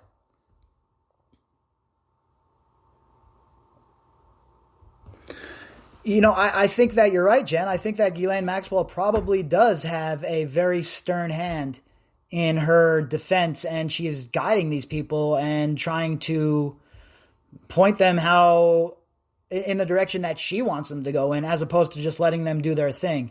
Oh, Angela, right across the street from my house. Absolutely a 1,000-foot walk.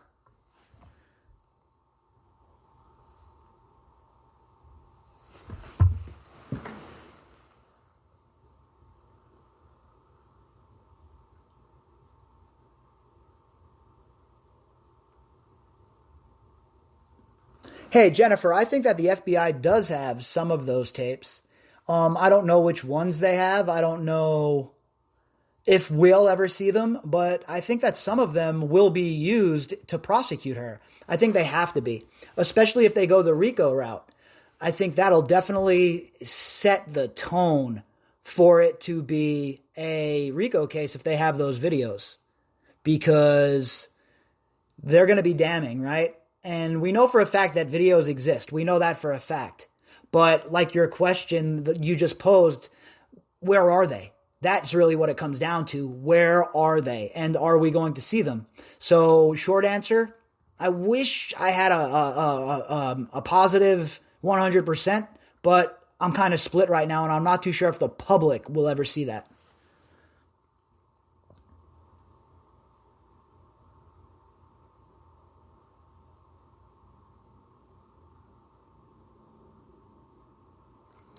Hey, look, I'll tell you what. If they don't do the right thing in this case, I'm at the point where it's like Occupy Wall Street time. Civil disobedience sometimes is the only course.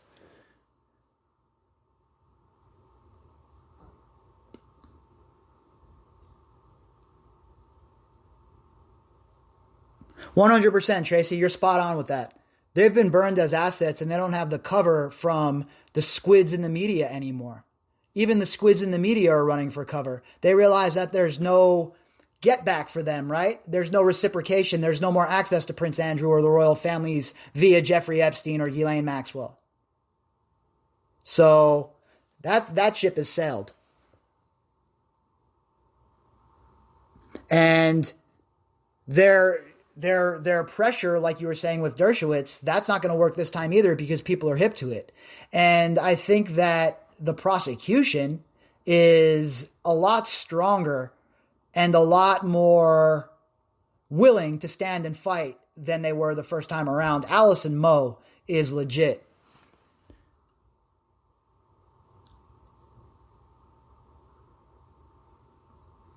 I am not too sure about, I don't know if any current elected officials are in the crosshairs, but I have a funny feeling that Bill Richardson is one of them as far as politicians in general.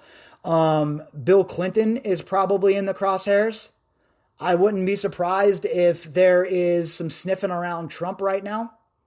Steve Mnuchin was in a known business deal with the Brunels. I covered that article. So I would think that those people right there most definitely are people that are of interest, who were in the government or who are in the government currently.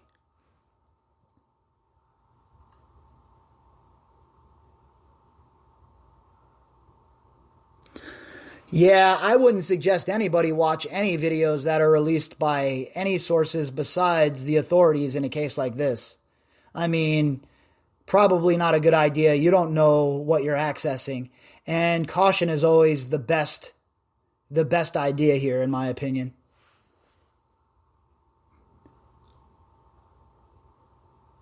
Yeah. Yeah, there's definitely some politicians of interest. And, Ehud Barak over in Israel most certainly fits the bill. Lang down in France, he fits the bill. And there's a couple of folks up in Norway that were caught up with Epstein, politically speaking. So I know that those are people that are foreigners, but you know that there is a lot of conversation going on right now between the different investigatory bodies. So I would think that as we move forward, we're going to see a lot more cooperation intercontinentally as this case grows and we see more people pulled in. And we know that's coming. We know that more people are going to be pulled in. We know that this is a huge conspiracy. It's just a matter of putting all the pieces in place now. And I'm pretty sure that's what the prosecution is working on as we speak. You would think, right? If they're doing their job, that's what they're doing right now. But I guess we'll see.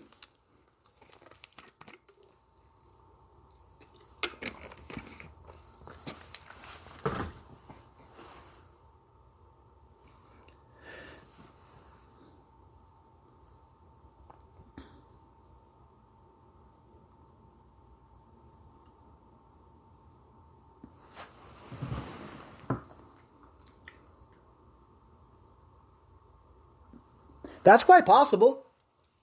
It's quite possible that the Bill Richardson angle is precluding the state authorities in New Mexico from really investigating what's going on here. Or maybe they have kicked all of the information to the feds. But I don't know. In my gut, I feel like something is just really wrong in New Mexico. And you hit the nail on the head. New Mexico is a pretty corrupt place for these politicians. You have the King family, who are really basically the kingmakers of the state. And then you have Bill Richardson, who is very well placed, right? Let's not forget he was supposed to be part of Obama's administration, and he had to step down in disgrace a couple of days after accepting the position. So Bill Richardson is a very well-connected man. He's very well placed within the Democratic establishment, and he most certainly is the kind of guy that can force the pressure for there not to be an investigation. Yeah, New Mexico is a wild place, Angela. It is most certainly one of the most wilder places that I have ever researched. And you start talking to the people there, and the source that I had down there, this person, he left the police force because it was according to this person, it was so corrupt. There you go. That's the person. Tara Reid Larson. I couldn't remember the name. We covered that article by, I forget the outlet, DW, something like that, the Norwegian outlet. And again, how many countries are there politicians that accepted Epstein money? How many countries are there that sent girls to the United States and elsewhere to be abused? And how many of these girls are unnamed? I know we talk about Virginia and Maria and Courtney and all of these girls quite a bit, but that's because they're the face of this. And for me, when I bring them up, they're a representation of the case as a whole, of all of the unnamed girls that we don't even know about. So these girls that have come forward and have decided to bring their names public and take the full brunt of this, they are the face of the movement. It's de facto that they're the face of this movement. And to me, when I, use them as an example, it's all of the girls and the unnamed girls that really bite at the back of my throat and deep down in my stomach, because we've never heard from them. What happened to them? Where are they? What's their lives like now? And we've never heard anything from any of them. So that really gets to me.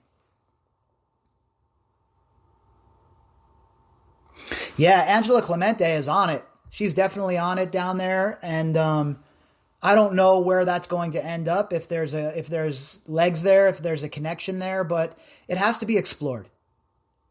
One thing I have learned with this case is just about everything has to be explored in regards to this case. Because if I would have told you that there's a guy who is a rich so-called billionaire and his plan is to seed the human population from his ranch down in New Mexico, and he's a transhumanist, you would think I was crazy, like Pop said. But here we are. And all of that shit ended up being true. So what else is true in this case?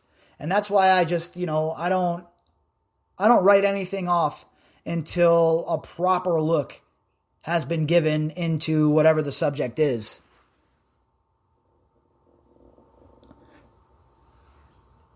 Yeah, I think like 113 girls have applied to the fund, and we only have names for how many? So it's, there's a lot of unnamed girls that suffered at the hands of Jeffrey Epstein that they've never been represented in the public. They don't have any representation, or, their stories aren't out there. So they are represented in a de facto way by Virginia and Maria and Annie and Courtney and all of the other girls that have come out. As they should, Angela, right? If they feel like they want to be anonymous, then I'm happy for them. I think that as long as they feel like they've gotten a little bit of reparations for what they have went through and a bit of validation that what they're saying is true, then I think that is a very important part of this. And coming out public and all of that, I think that it's something should be left to these girls on an individual basis, right? Yeah, because at the end of the day, none of us are walking in their shoes. We don't know what they've been through and the burden that this has been for them to live with for all of these years. And I can't even imagine. The burden that they have lived with.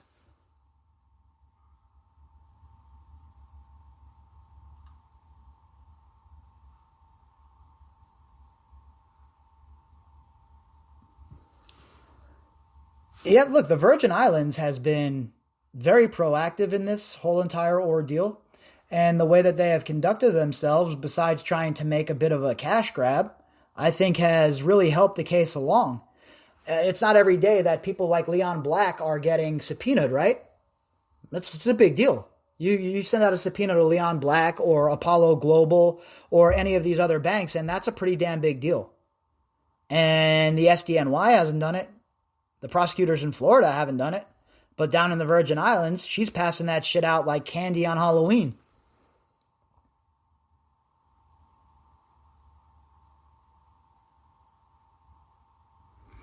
Yep, that's probably the best course, Jen. It's definitely a privacy issue, and you know me, I'm the same way. I roll the same way. I'm here to disseminate information about the case.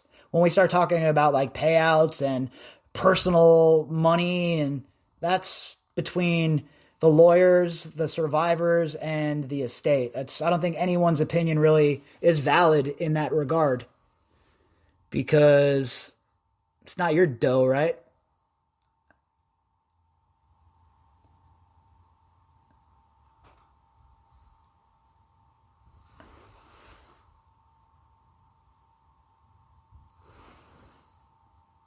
Yeah, I agree, Tony. It's just not our business, right? It's just when you start, cash is a real sensitive subject for people.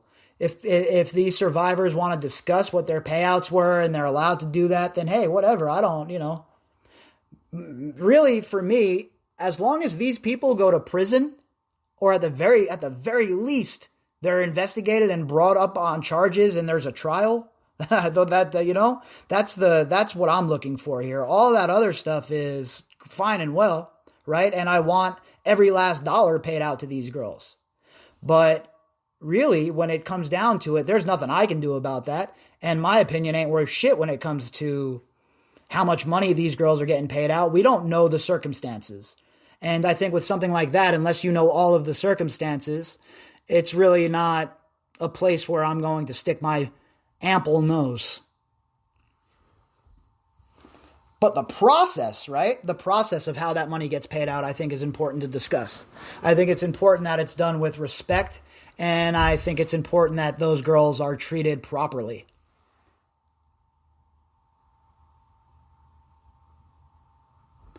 Yeah, they're setting themselves up for that criminal case, Jen. They really want to get that criminal case kicked into gear, and they believe that they can leverage this Annie getting paid out into something in their criminal case. They think that the year is 1997 again or something. Times have changed. Jurors are going to come into that trial, and they're going to see all of these girls trotted out one after the other who were abused allegedly by Maxwell and these people. And these jurors are going to be like, are you fucking kidding me right now? These jurors with daughters of their own, nieces, granddaughters. And you think they're going to sit there and they're just going to be like, I don't know. All of these girls are probably lying. It's a cash grab. Highly doubt it. I highly doubt it. And I think that once the jury gets their teeth into this and they see the evidence that has been built against Maxwell and company, I think that Ghislaine Maxwell's legal team will be falling all over themselves, hoping to try and get some sort of plea deal to make sure she doesn't do 175 years. Because I think that's what's coming for her. As you all know, I think that RICO charges are right around the corner. And Maxwell is in severe jeopardy of going away for a very long time.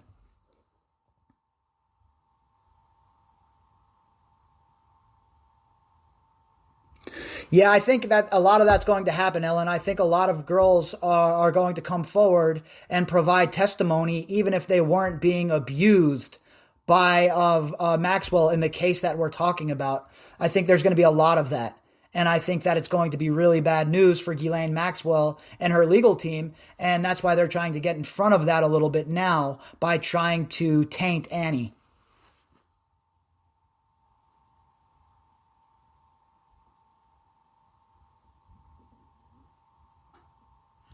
Oh, no, I got what you meant, Rob. I know exactly what you're talking about, buddy.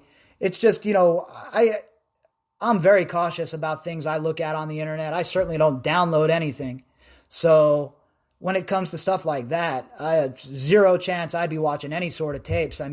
But I think what people are wondering is if we're going to see them in court, and I think we might.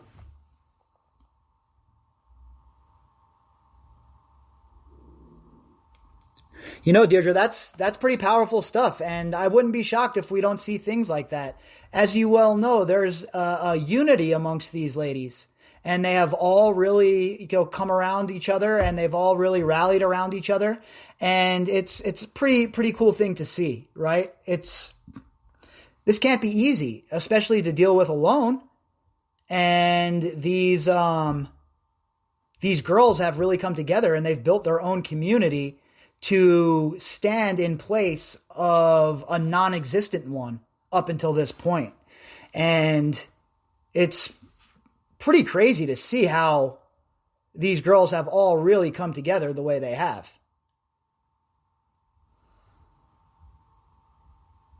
This camera looks like it's a little out of focus here, huh? What's going on here? There we go. Technology's an MF. Yeah, so I definitely think that would be a very powerful thing to see, and I'm not privy to strategy or what the girls are thinking or anything like that. I never even reached out to any of the survivors. Like Maria reached out to me. I don't tag any of them in any of my posts. They have enough going on, right? And for me, I don't it's about the story for me. It's about making sure that people understand that the government shit the bed here, that the government helped, in essence, Jeffrey Epstein get away with this.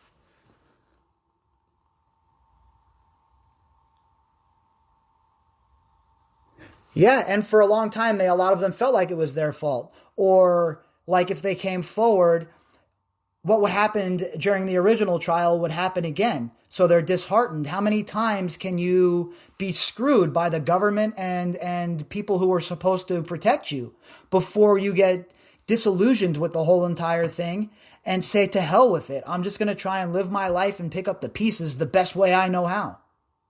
And I think we saw a lot of that for decades with these girls. And then it happened, right? Social media, the perfect storm. And these girls snatched the narrative back and they took to social media and they brought their story to the people, to us, because they couldn't use the media to get that story out there. It really is, Jen. There's no doubt about it. These girls really stick together and it's really pleasant to see.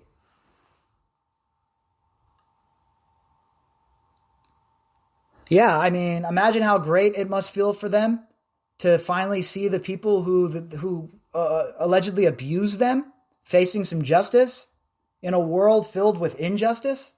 It must have been a really great feeling, because I know from somebody who's not even involved in this case, you all heard the jubilation in my voice when Maxwell was arrested. You all heard the episode. I popped a bottle of champagne on the episode, right? That's how excited I was. So I can only imagine how these girls felt, how excited they were, and how pumped they were that they were going to see some justice perhaps in this case. They definitely deserved it. 100%. Not even a question, Angela. Not even a question.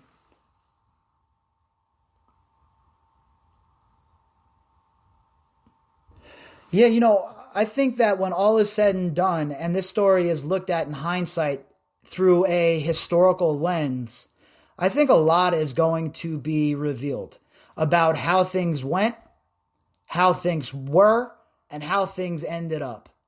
And hopefully we're able to use that, and I say us, I mean we as a society, as a blueprint moving forward to make sure that we're conscious and we're aware and that this does not happen ever again.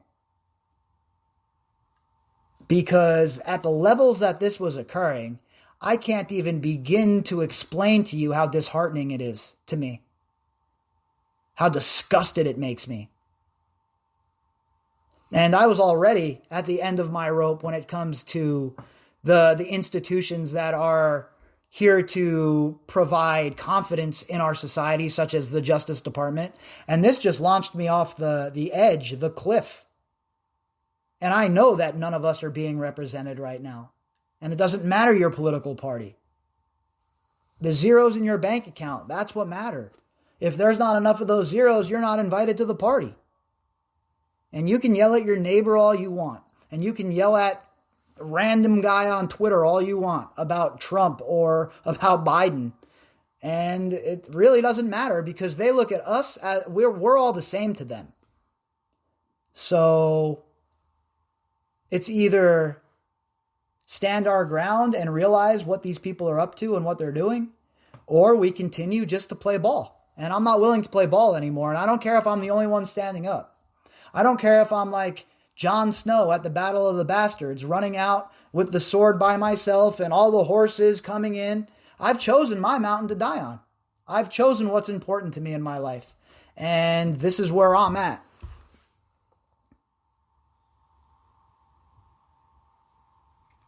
Yeah, Kellen in jail will be a fantastic day, in my opinion. Oh, the odds are pretty good, Rob. I think that Sarah Vickers Kellen is in severe jeopardy of going to prison. And you can always tell, in my opinion, what's coming down the road by reading in between the lines and what stories are coming out in the media. You had Sarah Kellen's parents come out talking about how they feared that she was going to be the next one to go. Then the reports that Sarah Kellen Vickers was also a victim. And you see how it builds up, right? They try and get that profile built up so that when the eventual hammer comes smashing down, well, they already have it out there in the media. They already have their game plan going. But it's not going to work.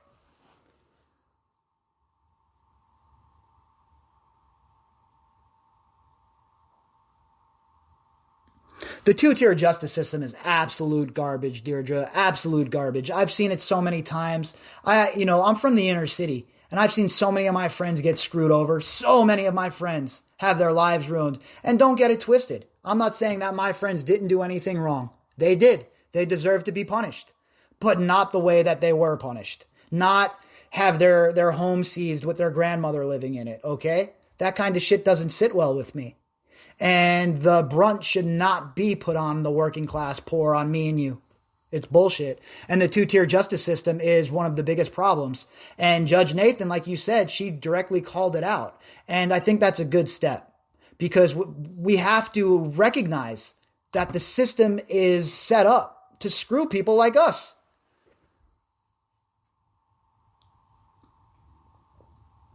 Judge Nathan has done really good work here, and I applaud how she has handled herself in this case. I think she understands the stakes, and I don't think she's going to let it be her courtroom where this snake slithers out of. Because Judge Nathan just doesn't seem like that kind of judge at this point. And usually I'd be for bail. Right? It's so funny that I find myself in this kind of position because I'm somebody who believes that the bail system needs to be reformed as well. But not for Ghislaine Maxwell and not for rich people. For us, normal people that go to jail. Look at the kid that sat at Rikers Island for all of those years. His name is escaping me now. Broward or whatever. No charge, no trial, nothing. Just sits in some jail on Rikers Island. But Ghislaine Maxwell is somebody I should be worried about because the guards pop in her cell every little while and take a look at what's going on. Just doesn't make no sense to me, folks. It does not make any sense to me whatsoever. So I don't know what to say about that kind of stuff, but I will tell you this. If we aren't the ones who start getting things together about fixing these things, then they're just going to stay broken forever. And we can complain about it. And we can, bitch and moan and get on the internet and throw a fit. But at the end of the day, we're the ones that elect these people. So the onus falls on us. And we have to elect good people, in my opinion. Yep, the way Nathan worded it was perfect. It was the same thing that we talked about leading up to it, right? There was nothing new. You didn't bring anything new to the table. So how could you expect the judge to grant your bail? There's nothing new here. You have no comorbidities, nothing going on in the prison that would lead us to think that you should get out. Your treatment isn't bad. What are you being treated like you're in a gulag? Maybe we should have your buddies from the UN come over and inspect things because, the people at the UN are all on the up and up.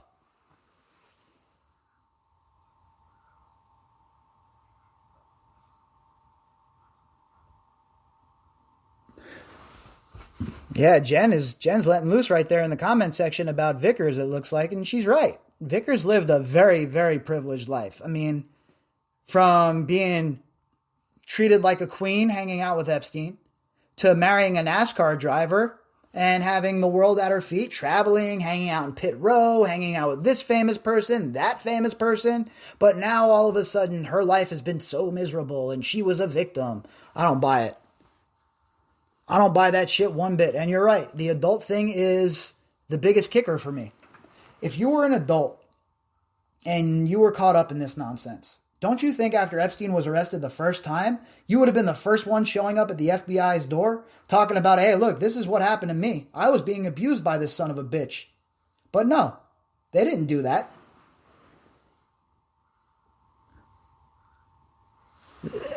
What's up, Lisa? But they didn't do that, right? They waited till now when the walls start to close in, when things really start to go south, and now that's the defense. Now I'm a victim. Now, oh, my life has been so shattered by my relationship with Jeffrey Epstein. It's so see-through and transparent. Yeah, very happy to take the money. You mean the $250,000 that they were getting? That no other assistant on Wall Street is even getting? But they're getting $250,000 for what? Scheduling massages? It's such a joke. None of it makes sense. None of it passes the sniff test. And the fact that so many people just took it for its face value when it was happening is beyond the pale of ignorance. And all of these silly ass people who worked at the FBI or the state's prosecutor's office, who were obviously knowing what was going on, who didn't do anything or who worked with the prosecutors to help Epstein demean these girls, how these people have not faced any sort of repercussions is one of the most mind-boggling mysteries in the history of the world.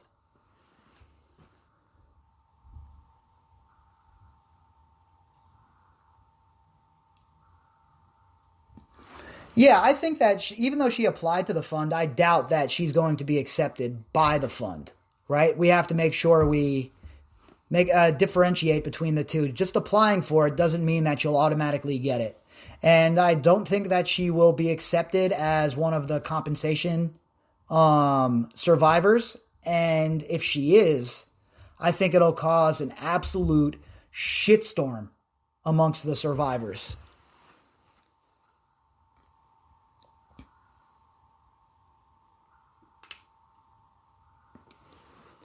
Oh yeah, they'll always claim poverty, right? They're all paupers. They all can't pay their bills. Oh, I don't have any money. Woe is me.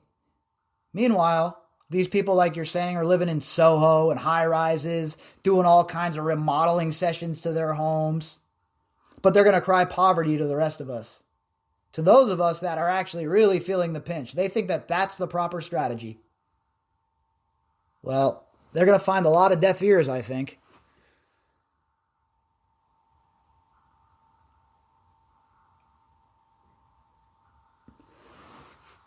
Yeah, the thing about her with compensation, it's just I think it's a non-starter without any legs whatsoever. I think it's just another like you were saying earlier, a way for her to get it out ahead of things. Oh, I'm a victim. I even applied to this fund. You should have some compassion for me during the trial. That's what I believe the strategy is here.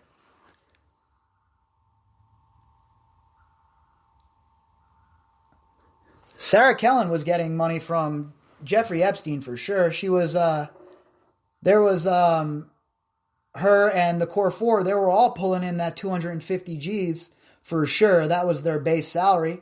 As far as anything else on top of that, I am not too sure what else they were yanking in from other sources. Oh yeah, that's for sure. That was part of the hush money, Jen, for sure. That was all of them got paid off with that hush money. And that's another big ding on them, saying that they're part of the abused. These girls, they got that money as part of their package, their compensation package to protect Jeffrey Epstein's secrets. And in return, not only did they get the money, but they knew if they implicated Epstein, they'd be implicating themselves. And that's why these criminal enterprises are so well-oiled, right? And why so many people use the same tactics, because it works.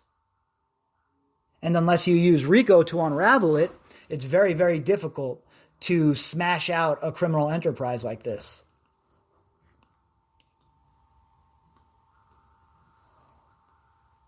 Yeah, no, I think that there will be those RICO charges very soon. When? I don't know. I can't really speculate on exactly when those RICO charges will come, but very soon, in my opinion. Very, very soon. Because we're getting close to the end game. Soon it'll be July. Before we know it, it's going to be July. And, once that comes rolling around and she's on trial, and I think that this thing is going to grow exponentially before that point. When exactly? I don't know.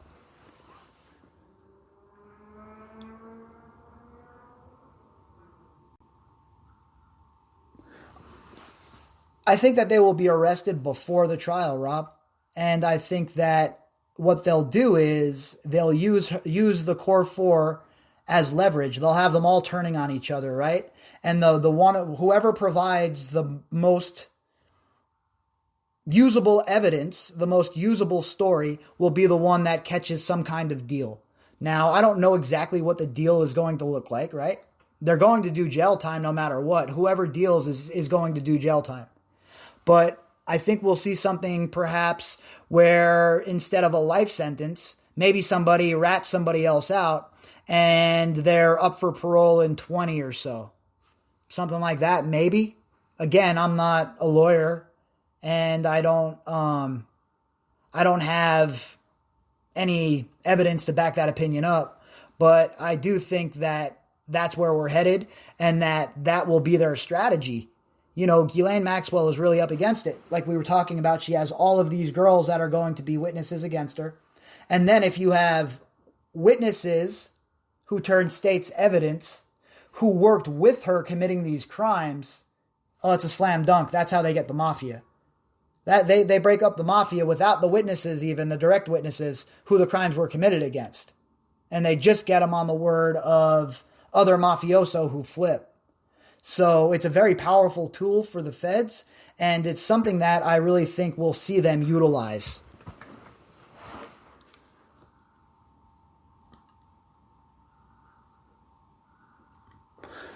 Yeah, she sure did, Jen, and it was because she sees the writing on the wall, right? She knows what's coming, and she's trying to protect her assets. Yeah, definitely lieutenants. Definitely. These people, they all had a job, right? Everybody had their role, and they all did their job to a T to make sure that this enterprise was able to roll along and chug along for as long as it did. So we're at a point here, folks, where things are starting to move. We're going to see things start to pick up. And we haven't really had much news in the last few days, right? It's been pretty dead. Pretty slow news days as far as Epstein goes. But you know that those kind of lulls are always followed by a ton of news. So I expect this week for us to get just smashed.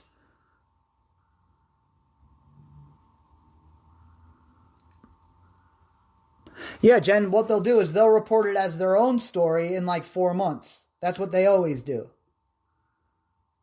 It's like they listen to independent content creators and they hear what they're chasing down and what leads they're on. And then in 6 or 8 months or 4 months or whatever, they run the story like it's their own.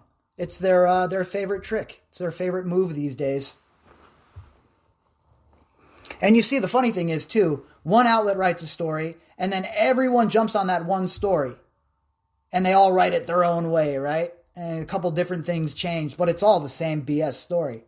And that's just the laziness of the legacy media at this point.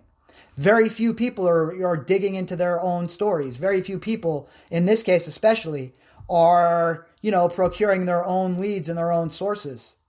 And one of the people that has been doing that definitely has been doing a good job at that, is Chris Spargo down at OK. He's been doing a really, really good job, actually. So hopefully we get more people, as far as independent journalists who have some integrity, who want to look into this case, because that's definitely what's needed.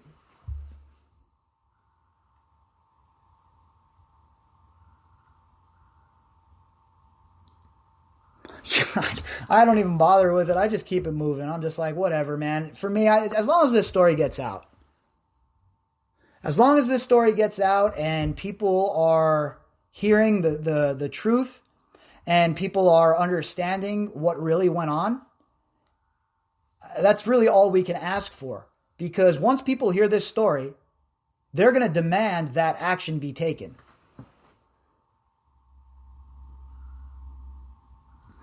I don't think it has enough teeth, Deirdre. Not yet, but I think it's a good start. It's definitely a good start. You know how I feel about the financial world, and you know how I feel about these snakes that inhabit it. So anything to get a foot in the door for more regulation for these people is a good start.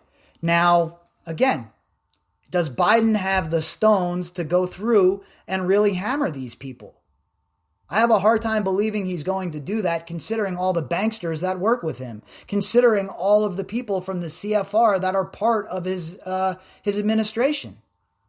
So I'm in a show me mode for 46 and his people as far as holding people to account for this sort of financial scumbaggery. So we'll see, but I'm pretty cynical, to be honest with you.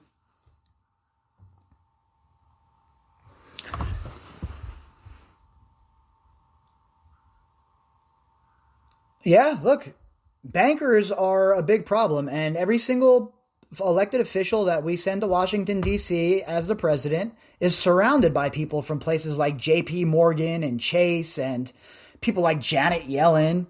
These people are not good people. They don't care about the rest of us. They're not good people. Just go and look at your 26% finance charge on your credit card if you think these are good people. How many of them have called you during the pandemic to, tell you to, don't worry about paying your bills. Don't worry about it. But nope. They don't care about you. They don't give a damn about any of us.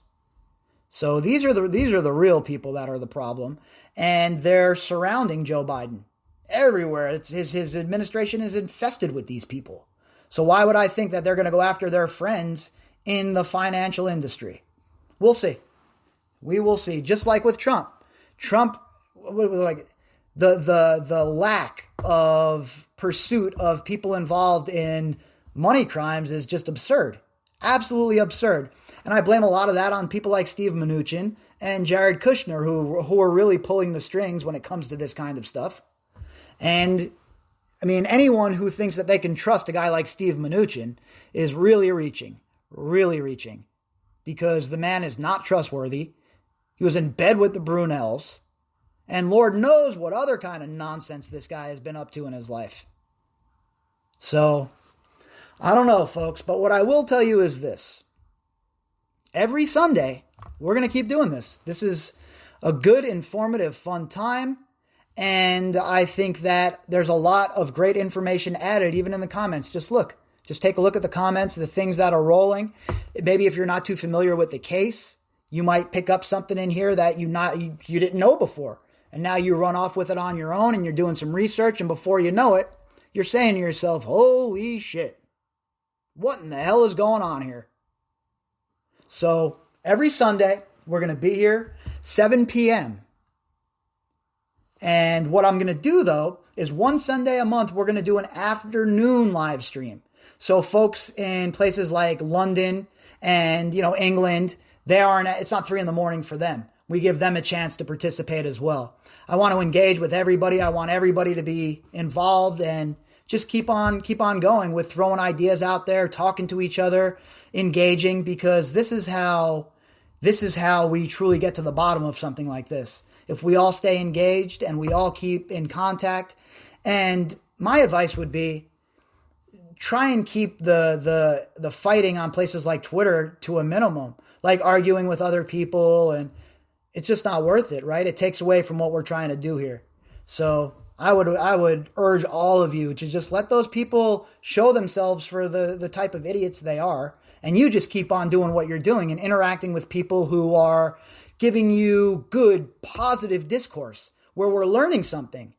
That's what I want to do. Every time I have a conversation, I want to learn some shit.